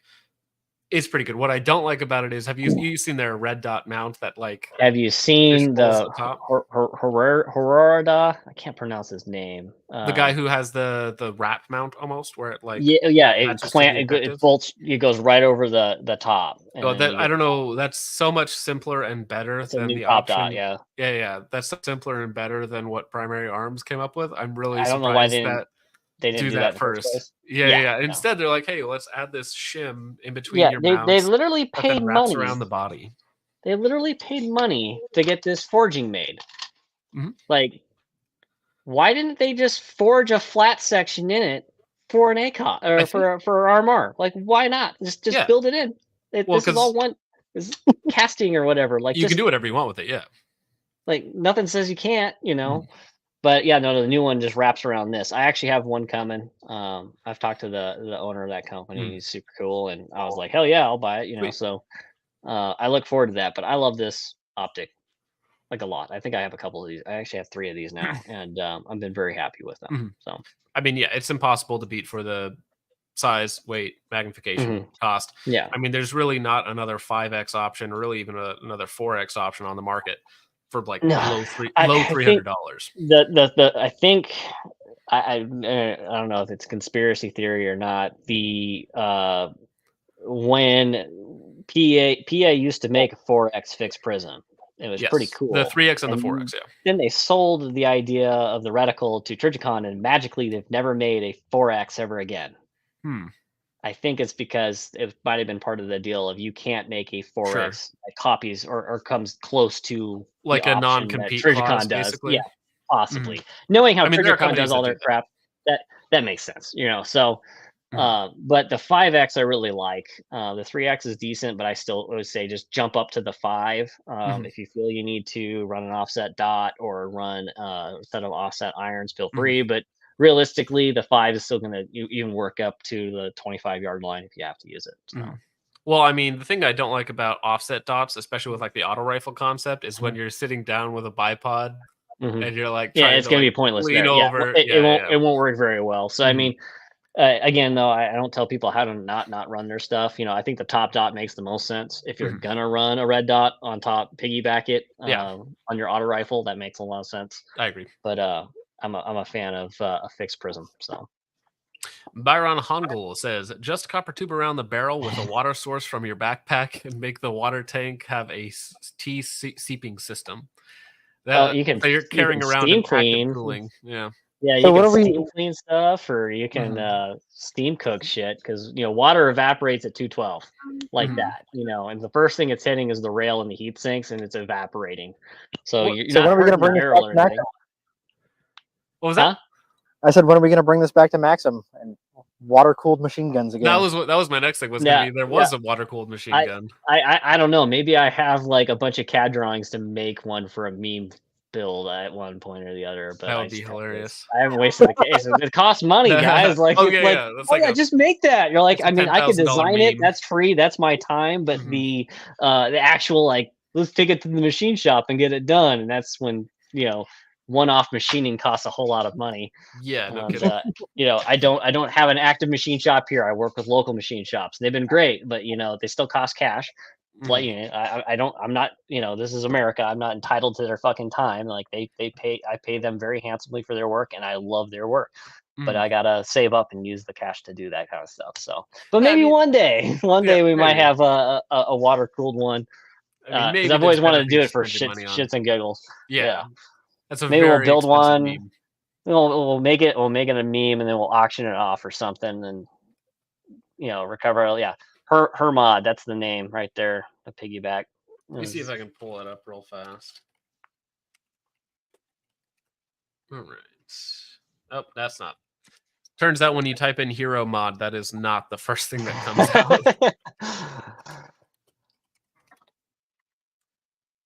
Uh-oh. Nope. That's really annoying. Can you stop sounding like a damn critter, please? What'd you call me? Oh, here it is.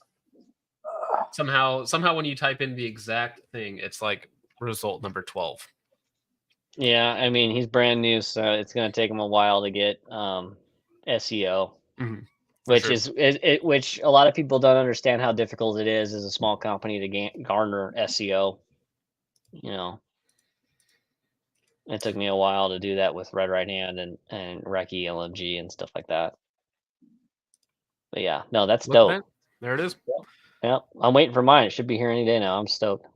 I mean, that is a much simpler, lighter, better solution than what PA came up with on their own. So now the one thing I will say, this is $130, so it's not cheap. No, but I paid full price too. Yep. Again, support small businesses supporting you. It is better though. So I mean, if you want a good mount, that's what you gotta do. Yep. All right.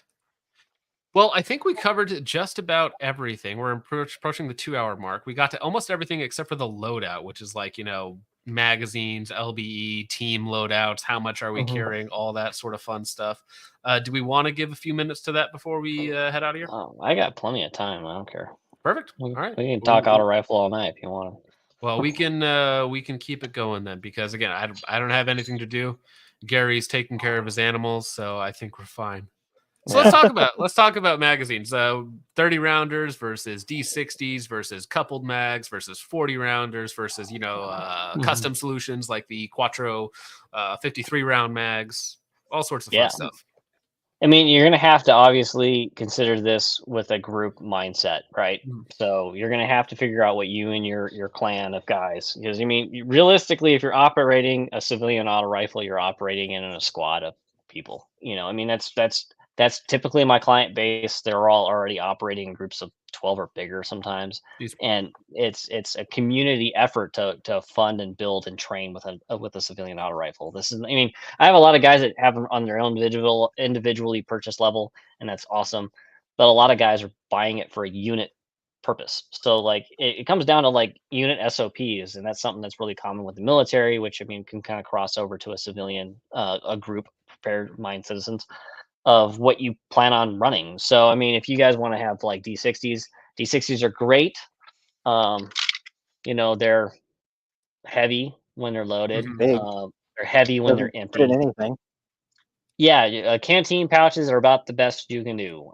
You can also throw them in a saw pouch. So why would you run anything other than PMAG 40s? I'm just curious. Personally, I don't like the 40s piss me off because I can't get to the ground.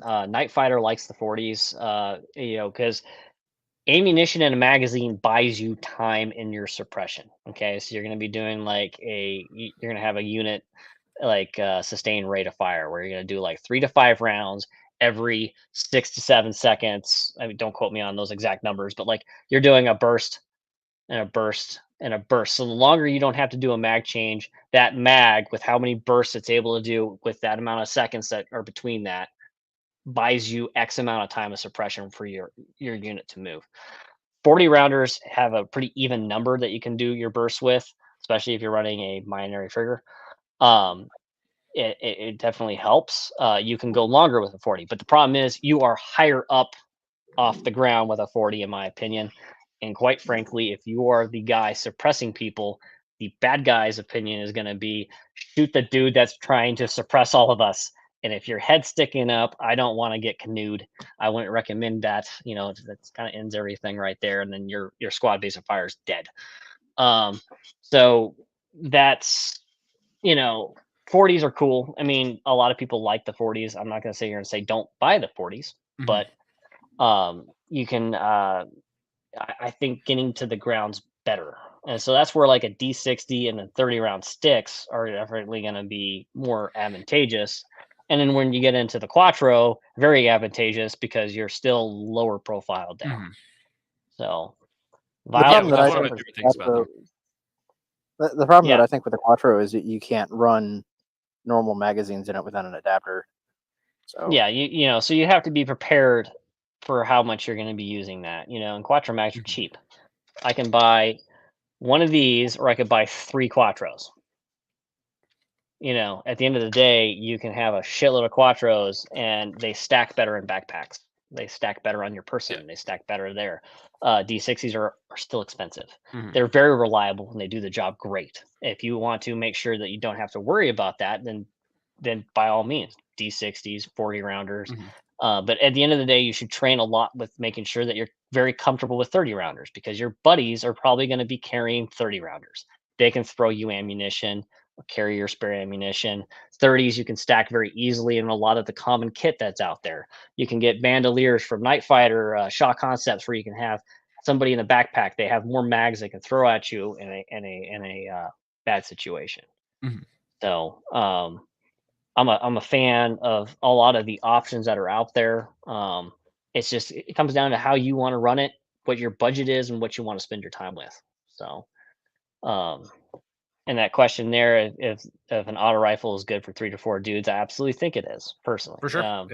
You can still do leaps and bounds with it, or in a group of 3 or 4, roll like the Rhodesian SAS, and everybody has one, because then you are now a hedgehog of absolute bullets going everywhere you need them to, which makes you look like a bigger force, and you're not going to run out of. You're going to have that ability to look like a larger force. So there's always that possibility. Well, and the thing, going back to Quattros versus D60s, if, again, I have that one weird Quattro issue, but you can get 5 Quattros in fairly standard-ish LBE, where you can only get really 3 D60s, and 5 Quattros has not like 50%, 60% more ammo in almost the same space as a D60 for a lot less space. And yeah, your magazine, like your pouches are different. It changes everything. Whereas you can just use a 308 mag pouch for your Quattros. It's a little bit of a tight fit, but you can make it fit in a lot of stuff, or just standard double stack mags, or general purpose pouches or whatnot. You can fit Quattros into very standard-ish LBE very easily. It's hard to tell in the back there, but I have a micro chest rig that can hold 4 Quattros in it. Yeah. Right. And 4 Quattros in a micro chest rig, plus, whatever tools and radio and whatever else you have in there. That's a lot of ammo compared to, or especially you've gotten the crappy micro rib up to an actual combat load, which is exactly nice. Yeah. But also when it comes to that, if you are the auto rifleman of your group, you should be carrying 10 or more magazines. Period. Whether, I don't care if that's 10 Quattros or 10 30 rounders. I mean, if you can carry 12 30 rounders, go for it. You're going to need that. Now, does that all that ammunition to be 100% accessible on your chest? No, nobody says that you can't have your other part of your load within your pack or whatever, but you need to have at least 10 accessible in a way that, like, you got your 6, and then on a belt you got a handful more, and then you got another 10 in the backpack or something. But you are only able to suppress as long as you have ammunition. So you need to have lots of fucking ammo, and the government ain't going to be flying over in a helicopter and throwing it out to you. So you and your boys are going to have to pack that shit everywhere you go. And it's important, ammo and water. You're going to need a bunch of it. Yep, for sure. Josh also says the Quattro mags seem like they can hug the dirt better than D60. Yeah, in LBE for sure. And I think they're also right at the same length, or maybe slightly the same length as a P mag. And the one thing that is kind of nice about the Quattro and like how how you go to load it, it feels like you're just holding a fat GI mag.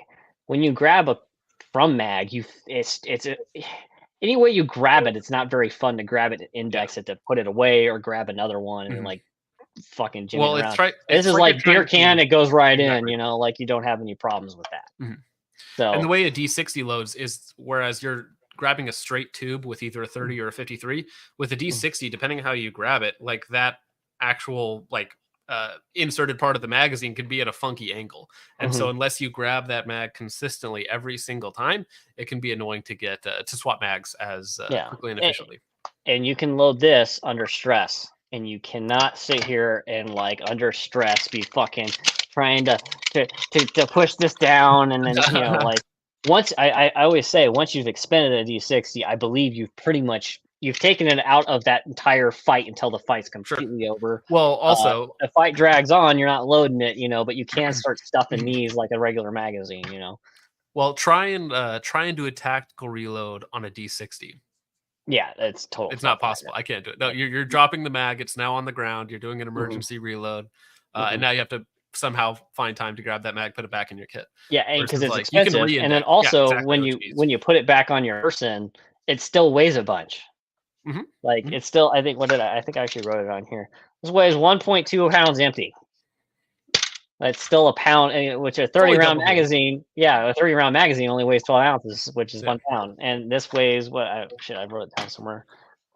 I mean, these weigh like, I think like 0.2 or 0.3 heavier than a standard 30-round magazine. Yeah, they are slightly more size, weight, and size and weight efficient than a standard PMag, just by the way they're designed. Because when you take one of those quattros apart, it's just a big empty tube on the inside, you know, with a spring and a big follower on it. That's it. Yep.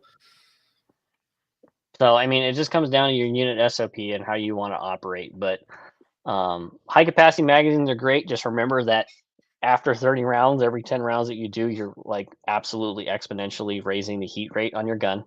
So, I mean, which we can handle it with our upper receivers with the heat sink system, but you may have problems with that on a non heat sinked gun over time. So, right, something that's not purpose built for that. Yeah. You can make anything work for a certain amount of time, but then once you go beyond that time, that's when you start running into issues. Yeah. Richard has a question. I'm not sure about this. I haven't tried this on the Quattro, but can you use stripper clips and a spoon on the Quattro mags like you can PMags? Yeah, I don't believe so. I haven't tried it, so I'm not sure. Yeah, I don't think so. 1 second.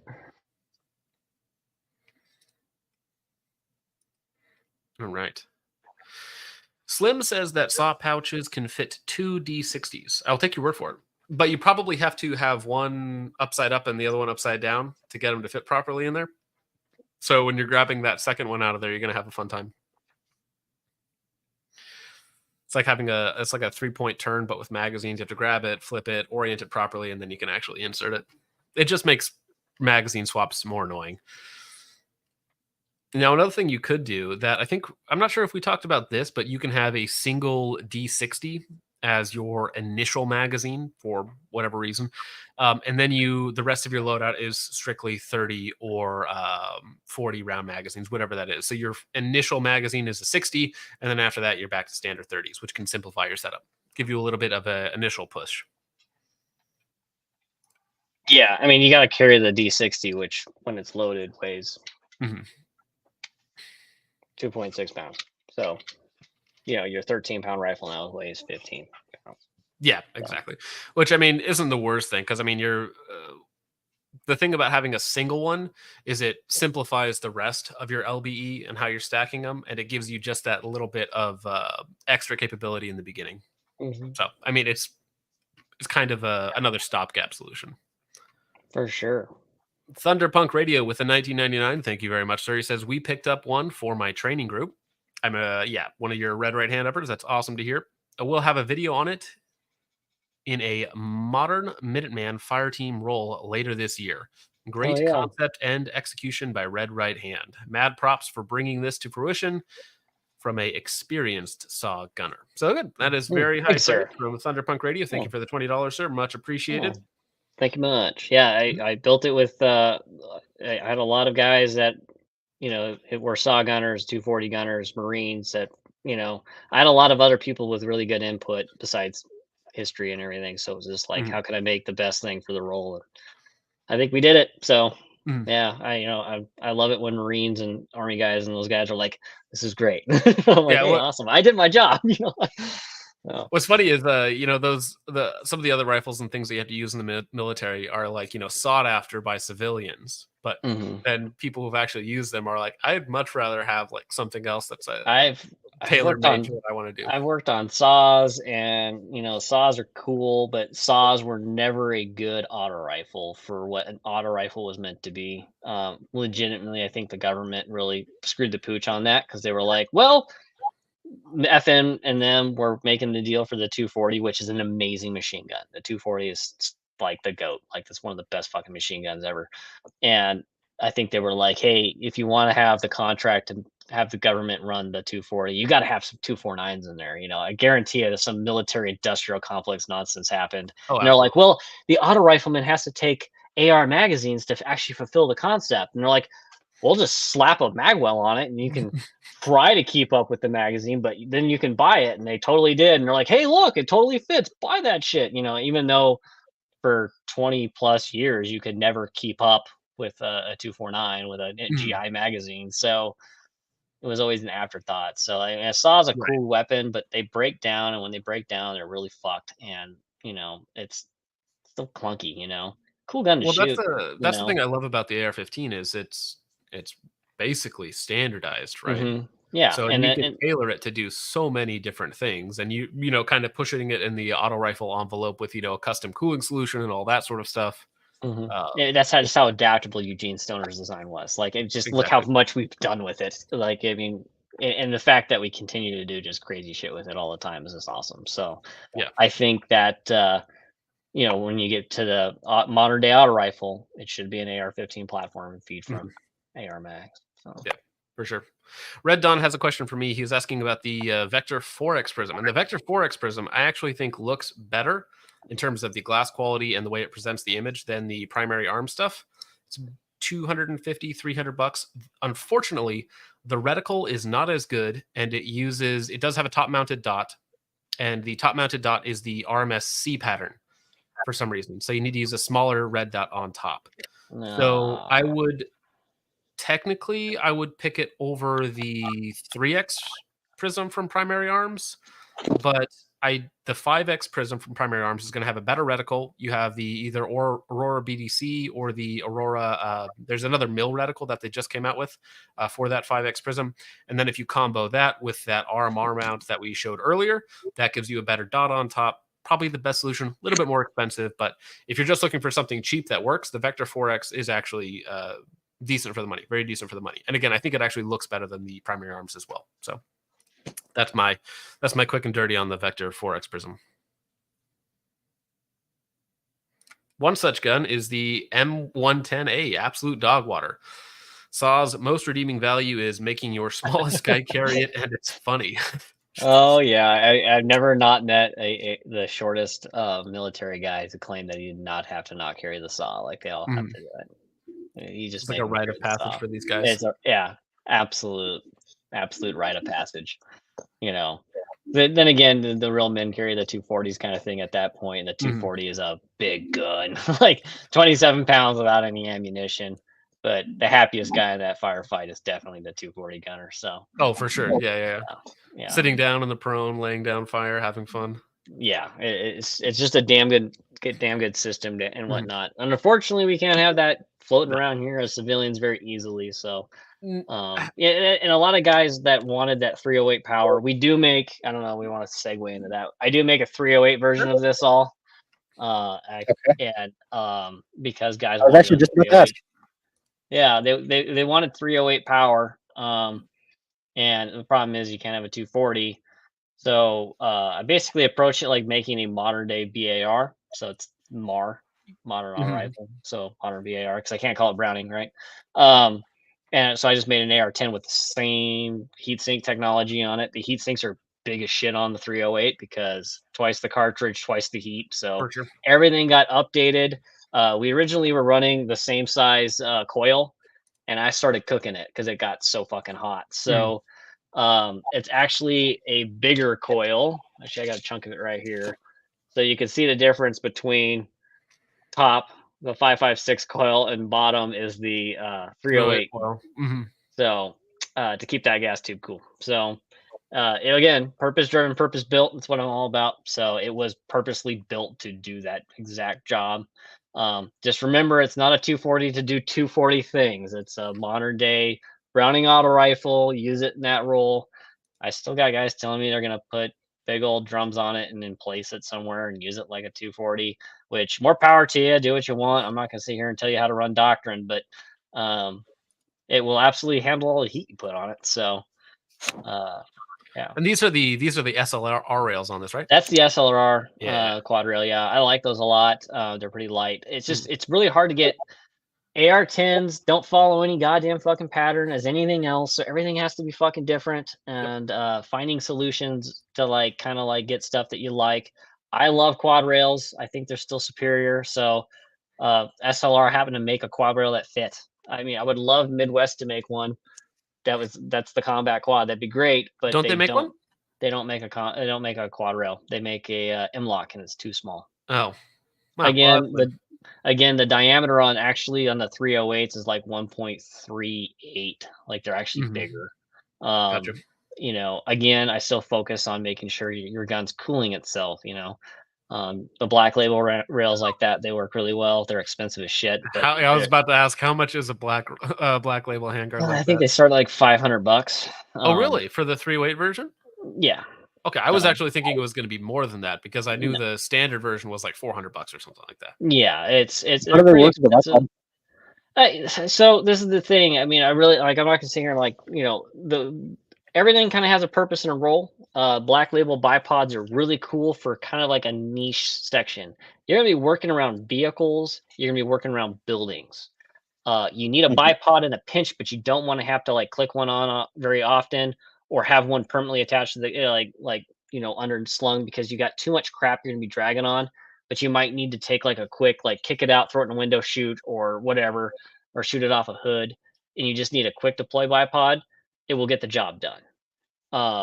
As far as doing really good bipod things like a purpose built like MDT, or you know, one of these other bipods that I show off, it's nothing like it. It only has so much cant. They just come down and the legs can come out. Again, it's just like a quick down and dirty. You can get behind it, shoot, pull it, you know, throw it back up, and you know, roll with it. You're not going to have any snag hazard. It's like you'd have something that does two things. They're not going to do those two things really great. Well, it's a great rail. It does the rail job great. And the bipod is, you know, it's there. It's not like revolutionary. I'd like to have more use as a stronger bipod. But this is the other thing I tell guys that want to go the black label route. There is no rule against putting pick rail on the bottom of that thing and still having a quick detach bipod in your bag. So when you need to do real bipod work, you can put on a real bipod, because the real bipod will still run circles around a fixed, you know, you can't do any panning or anything like that with that. But you can do that with a normal bipod. So I just tell guys, I'm like, if you're like in a pinch, you're like, oh, I need a bipod, kick it out, use it, throw it back. If you're going to be doing a lot of bipod stuff, QD1 on, you know. So pretty cool option. It's really well made, and it offers a shitload of ventilation. And for you guys that just fucking can't live without M-lock, hey, look, it's covered in M-lock. There you go.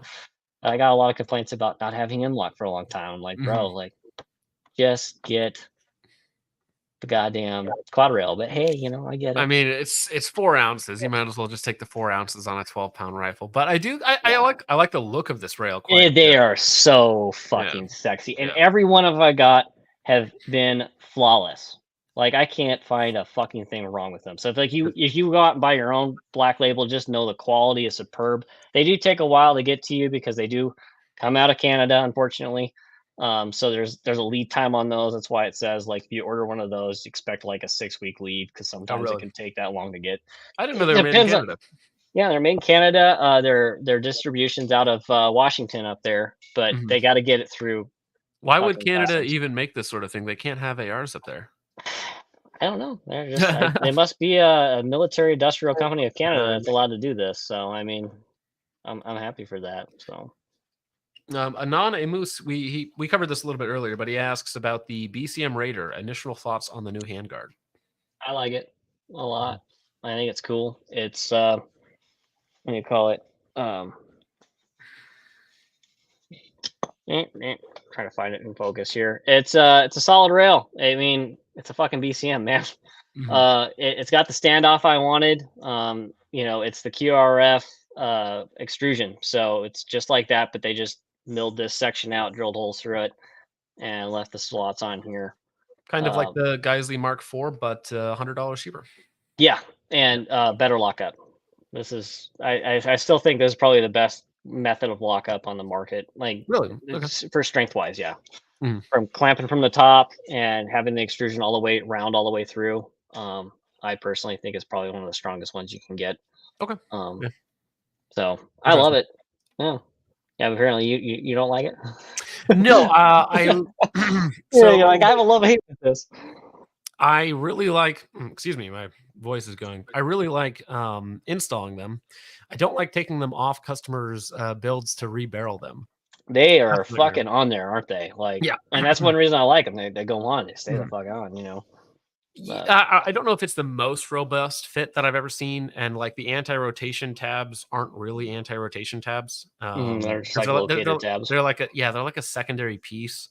Mm-hmm. So there's like little quirks with the rail, but overall, no, I use them on my builds, and people ask for them. So yeah, I mean, it's a good rail. I've never had an issue with one.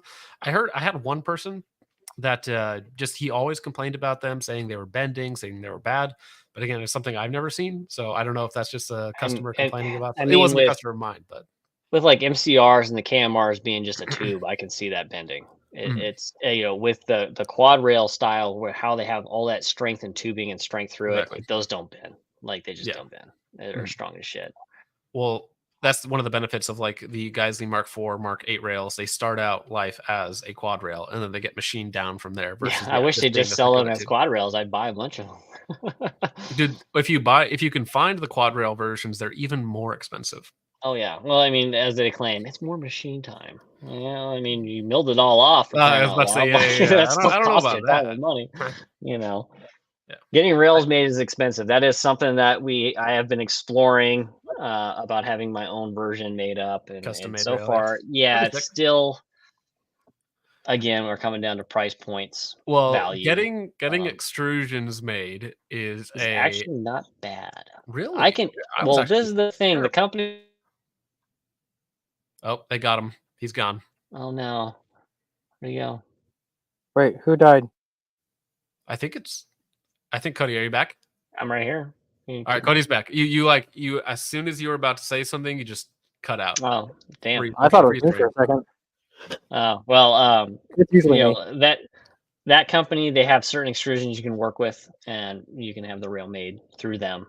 Oh, okay. Well, yeah. If you're doing like a pre-made one, and you're just like doing little customizations to it, that's not as bad, because I know companies that you can work with for that, and they have like a minimum order quantity of like 50 or 100, which isn't terrible. Yeah, which isn't terrible. However, per unit, they're still kind of high, and it's like I don't want to raise the price. Like I'm trying to knock stuff out of the back end on my end. How can I get something made better, cheaper? Like, and cheaper meaning not we're losing quality. We're gaining something where we've made it to where it's more machinable. It's still very effective, or more effective, because we've made a few changes. That's the only reason why we try to do that. You know, and when you go into volume and you get bigger, like we're growing as a company, so naturally I'm able to buy bigger quantities of stuff, which drops it on the back end a little bit, which keeps me from having to raise the price, because Bionomics making everything go fucking expensive. Everything now is way more expensive. So it's, how I don't want to raise the price of my product, because I don't want to do that. It's like, how do we make something more efficient? And when it comes down to like trying to purchase stuff, rails, it's like, honestly, I've also researched on my own, and quite honestly, I can make the rail cheaper than what they're trying to sell it for me for. So it's like, I'll just have my own shit done, and we'll just do it here. That way you control the whole process, Yeah, exactly. That would be cool. But in the meantime, Midwest industry rails are great, and I love them, and I'm gonna keep them. So, but it's it's expensive, when you want to go bust out into that type of stuff. So I might make bayonet lugs first. So yeah, well, that's something you can always prepare now for the future, and then get your own machine shop, get your own industry going, and I don't want all that overhead. yeah. Well, I mean, I'll still that's have great quality machine shops make my stuff because I don't want to run the machine Mhm. shop. That's expensive, dude. Yeah. Well, have professionals do that sort of thing. Yeah, I'll have like real guys that know what they're doing do it. I'll just hand them cool designs and tell them what I want. Please make this for me. Yeah, Don't charge me too much. like my machinists were laughing when I told them. I was like, "Hey, make me this," and they're like, "I've never done that." And I'm like, "And you want to try?" I don't even want to know how they drilled that hole in there. It's very special. Mhm. So, but this is something that I'll show off on here. Why not? It'll be special. We are working on. So the thing that a lot of people hit me up, they ask for, can I buy the heatsink system by itself? Can I buy the gas tube coil by itself? And the answer is always going to be absolutely not, because if you get something that's going to be oversized, your barrel happens to be on a larger side of tolerance, you'll never get this on. Even with a 20-ton press, we've had ones that the barrels came in big, so we're like, well, let's try it out. No, you're going to have a lathe to open it up, and you're going to have to know exactly how to cut it, heat it, press it to get it on, or it's going to be way too loose. And yet there's still some effectiveness to the heat sinks if they're loose, but if it's too loose, they're going to rattle, and you're not going to be happy with the performance. There's just too many variables of market components that I don't sell this because it's got my Mhm. name on it. If you go out Yeah. and you try to put it on, you can't do it right. It can't be done right because either your fault or the fault of whatever you're trying to attach it to. It's going to reflect badly on me because I made the part. So I like to keep that in house. Again, I tell everybody I happily work customs. I happily do one offs. Like, you want to do something, just reach out to me. I will try to Mhm. make it work. We'll see if it works to begin with. I won't waste your time or effort there. If it Mhm. works, we'll make it work. If it won't, I'll tell you. But the same thing with the coils. This is copper, and once we've set the shape, it's the shape. If this gets damaged in transit or you drop it on the floor, it will take a bend and will never be the same, Right. and that's a problem. Also, we cut these a little long. We drill the gas blocks to accept a little notch in it, and then we also drill the barrel nuts to like basically pigtail these in, and we cut them to length and fit them by hand. So it's all a hand fit system. Not that there's some guys out there that are incredibly talented and totally could do this. I Mhm. understand that. It's just those guys are fewer and farther in between than the average DIYer, and you may just not Yep. have the tools or the knowledge to do it. So we don't offer that. However, we're working on parts like a gas tube that's one piece. Now you're not going to have the cool ability of differential materials cooling it off, but now you have at least a gas tube though that's going to handle more abuse than your barrel can handle. And it's double wall thickness, it's ribbed, it's all it's all One stainless steel, continuous piece. Yeah. one continuous piece, so you can change this in and out like any other armorer's piece. That's one thing that I am working on doing, is getting components to where you'll be able to buy, like, our non-adjustable block and all that other stuff, or you can Oh, buy that's it with a sick. rifle speed, and you can start, for the guys that have to DIY it. I understand there's going to be guys out there that want to do it cheaper, or Mhm. they want to do it with something where they're like, I don't need the heat mitigation, but I have a big thick barrel. I don't want a wimpy gas tube, and Sure. so we can work with that. So I Well, I am mean, that's a cool solution. still working on that type of stuff here. So I mean, Mhm. I'm not leaving the DIYers out of everything, but just Mhm. understand the heat sink system and stuff has to be installed by me. So Well, no, I totally understand that because I mean that's it is a much more involved process, and if you're mhm. going to have customers start machining their components to try and like hand fit stuff, that's a recipe for disaster and getting Yeah, parts sent back. and if it doesn't work, they're gonna blame me, Yep, and yep. it's like I don't want that. I want to be able to stand on a guarantee, because I guarantee all my products. You have a single problem, you call me. I will absolutely fucking take care of you 100%, no questions asked. We'll get to the problem and we'll fix it. And Mhm. I like to be able to offer that level of customer service. But I know when every gun goes out, it's built. I mean, by me. So there's Yeah, exactly. everybody's like, oh, is there a cherry pick gun? No, it's all they're all cherry They're picked all because the I same. built You them just all. do them the same every I single do time. them all the same, Mhm. so that way I know they're good. So you don't have to worry about anything. And if you do have a random issue or a question or something down the line, we'll fix it. And also, like I said earlier, the barrels are guaranteed. You shoot that thing out, please send it to me because I want to see it. Like, Right. if you've actually shot, 30, 40 plus cases of crazy ammunition through that gun and actually wore it out, let me take a look. I'm really interested. And I'll rebuild your gun. Screw it. It doesn't bug me now. So, Mhm. but yeah, so we're working on that. I mean, that would be a cool video to make too, is going over a system that actually did need to be rebarreled. Yeah, so far I haven't had to rebarrel anything on like for Mhm. actual reasons outside of like our original demo barrel that went 16,500 rounds. I pulled it just so we can put a chrome line barrel on it, so people knew the chrome line barrels existed, and I Sure. can keep sending that same exact upper bolt carrier group, the heat sink system, the heat coil, and all that other Mhm. stuff got just put onto that barrel. And that was the one that was in the Blue Gene operator video, and everybody else. Mhm. The same two uppers I have that I loan out to these reviewers are the same two that have been shot in all those videos. So who has it now, and who's the next video? I'm curious. It's coming back. The next video, I don't know if I could talk about. Okay, that's fine. It's Yeah. going to be with a large training group of really cool guys that are pretty neat on the interwebs. You'll Cool. see them there. Sweet. You might see. Well, it's going to be pretty obvious once we see the upper actually being used. Yeah, there it is. There's the one. What? Fucking almost on a Harvard Freak drill press. Yeah. That's a good one. But yeah, no, we'll have.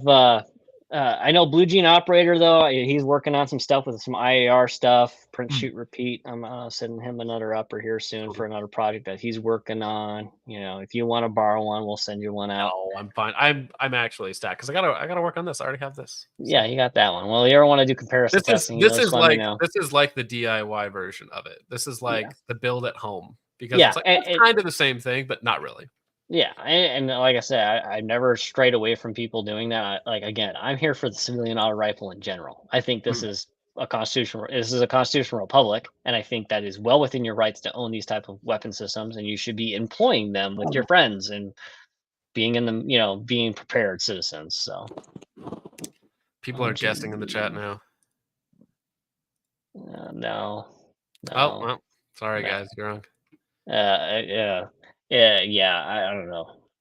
I don't want to spoil their deal. It'd be very cool. You're gonna have to be kind of into that. Also, though, keep a lookout for Night Fighter. He was in here. He's doing content.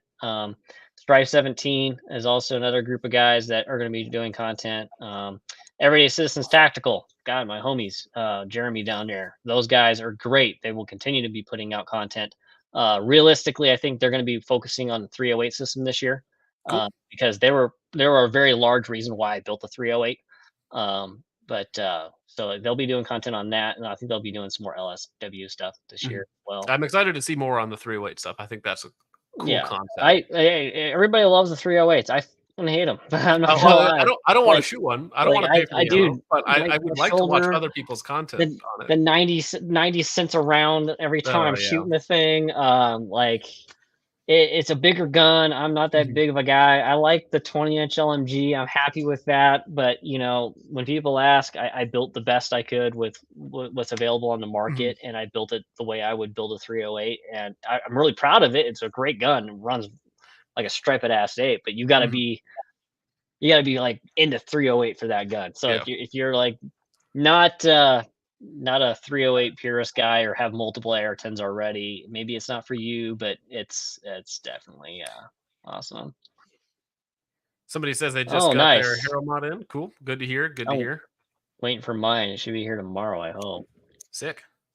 Well, we'll probably see that very soon on your Instagram type stuff. So I think that is a pretty good place to end it. We kind of got through everything that we wanted to talk about, at least everything that I had up. So fine. One question came in. Any plans for other calibers other than 5.56 and 308? The answer is no, because everything else is a meme. Yes. Yeah. Yeah, 100%. Yeah. I mean, it has to be 5.56 and 308. I mean, we talked about 6.5, but that would be. It comes down again logistically. Okay, I build stuff for realistic purposes, and realistically, you're gonna find 5.56 and 308 in America.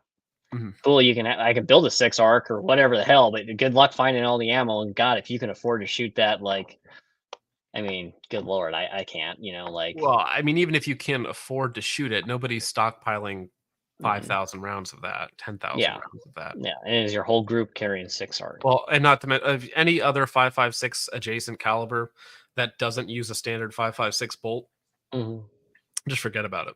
Yeah, I wouldn't run a 300 blackout in an auto rifle. No, it'd be a total waste of fucking time. Yeah, I hate 300 blackout. I'm not making 300 blackout uppers. Don't fucking ask me. So I What also don't about like 300 black? No, I'm just kidding. Yeah.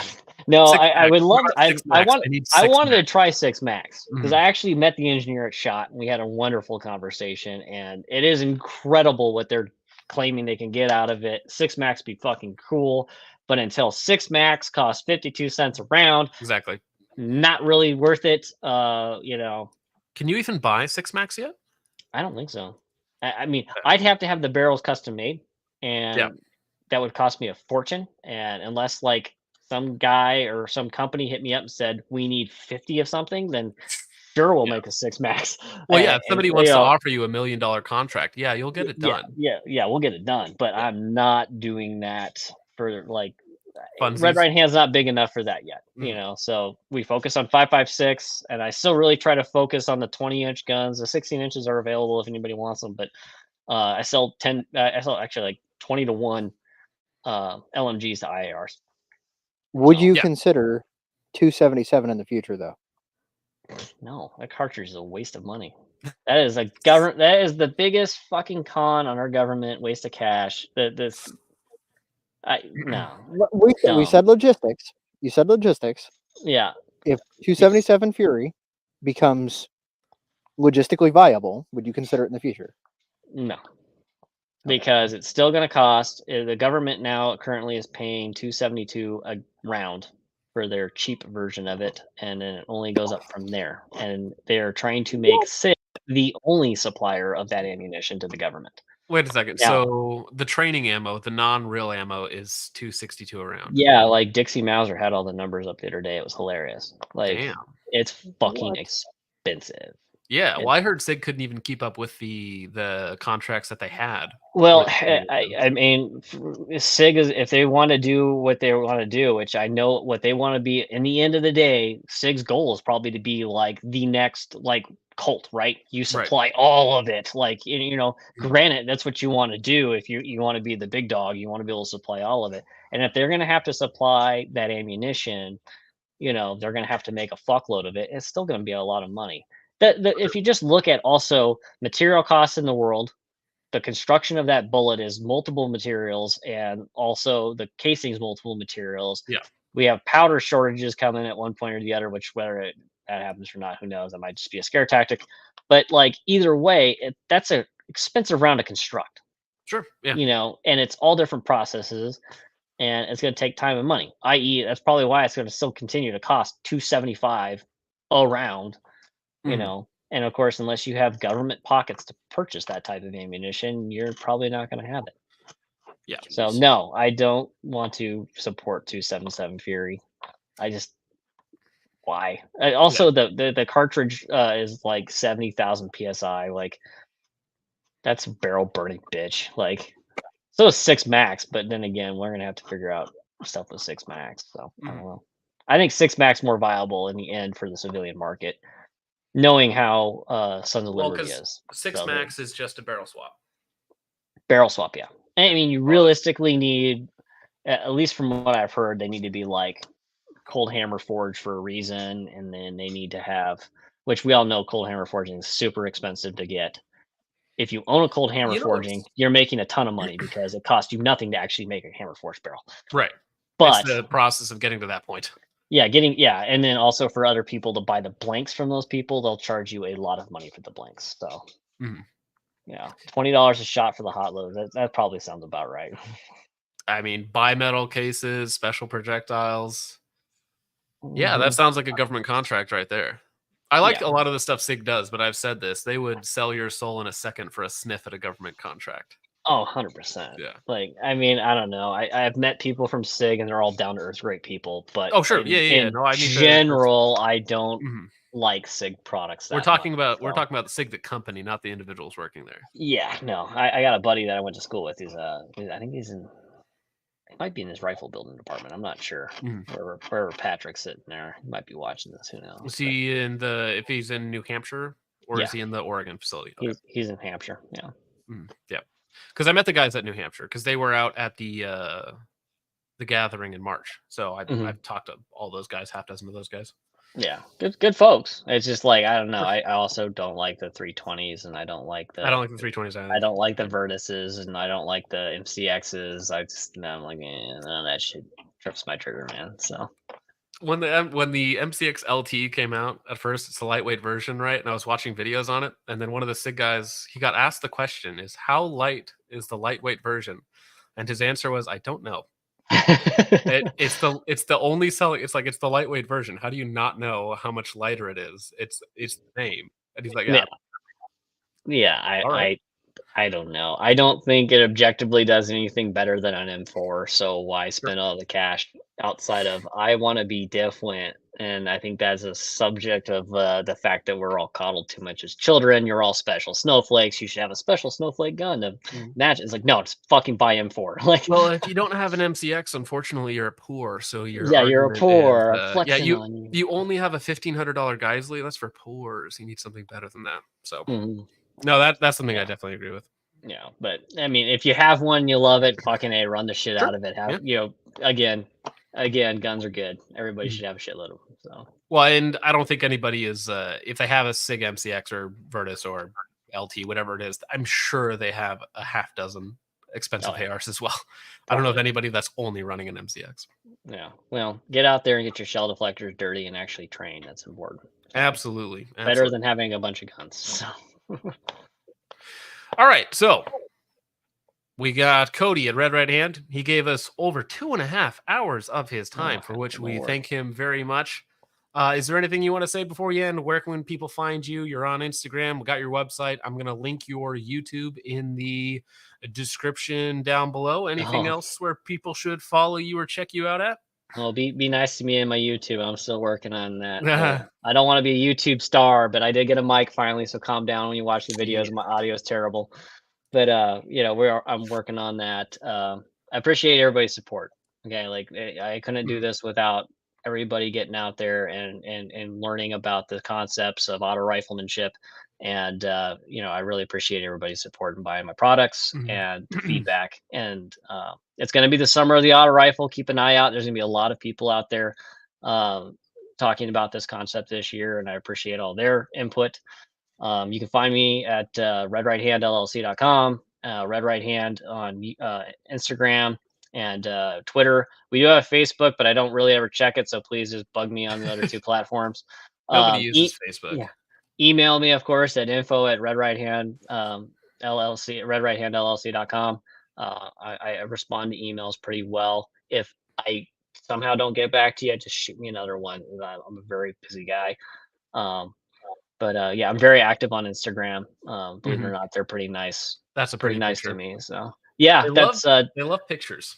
yeah, that was done by Nomad Concepts. So he's a hell of a photographer and I like that a lot. videographer, and we're gonna be doing more stuff with him I hopefully see very Night soon. Fighter in here. I see Hunter in here. Yep, Hunter's Hunter there. Yeah. actually mailing me one back, so Hunter might have a little bit of content right now with that, and then some more later. What is Hunter, the competition shooter, doing with an IAR? He might have a full auto lower or something for fun. I don't know. That's cool. That's cool. So, but yeah, that video was done.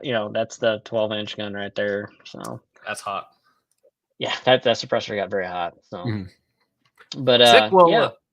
Yeah, I mean, we really appreciate having you on, giving us some of your time, and talking to us about all of the things, basically all of the things civilian auto rifle type stuff. Oh, and yeah, I think it's something that is going to get more popular. It's kind of cutting edge right now, or not necessarily cutting edge, but it's kind of just coming into more popular conversation. Coming into understanding, I think, and I don't want people to go out and just buy it because they think it's the new fad and you have to have it. Like I want you to consider your money and spend it wisely. That's why we don't offer Cordova or anything like that. Like you should, it's something you're investing into and a system that you're building into. It's not for everybody. I've seen Hoplites comments. I don't know if he's here, but it's something that still needs to be understood, I think, and I'd like to see people get that concept. And if you are working in a group of people, if you want to step up from just having 16-inch rifles all around, maybe look into some roles like IAR. It's a tool like anything else. It has a purpose, it has an application, and some people would argue a very, very usable application, especially in a group setting. So exactly, and we purpose built, purpose driven, all that. So that's what it's here for. Yeah. So. Well, I really appreciate it. Once again, thank you for having you on. Gary, do you have anything you want to say? You got anything coming up before we get out of here? I think we covered all of my points. We should get back to the meme content next week. Yeah, right. We gotta do a serious video and then a meme video, serious and then a meme stream. So something like that. Meme But streams yeah, are awesome. yeah, I mean, we got to do something that's fun, have conversations, do stuff like that. But Yeah, I mean, then have serious application talks as well. Yeah, So. let's have an argument on pistons versus DI sometime. I'd love to do that. We should do. So we were talking about this earlier. We should have a piston panel versus a DI panel. So we'd have Cody on the DI side, of course, and then some piston believers. I wonder who I would put for that, but I don't know. Or I could just be in the middle because I've done both of them extensively. Put you on as a moderator. That would be fun. I could just argue points and just I don't know. I'm a DI believer though, so well, same. Yeah. So I got a lot of flack back like 2 years ago for doing a superlative arms piston video, and people were like, "You just didn't get it. You just didn't get it, bro." Yeah. Whatever. It's all good. But coming up on the channel soon, we have the Trichicon VCOG, which is actually loaned by Gary. Obviously, I have the Red Round Upper. I have a lot of night vision stuff coming up. So there's all sorts of videos that are actually already done. The other day, I took the 14.5-inch 6.5 Creed out to 1,220 yards, as seen in the intro, which is the furthest I've ever shot. Not a great system for that, but it did technically work. So lots of content coming on. Once again, thank you to Cody for joining us, and we will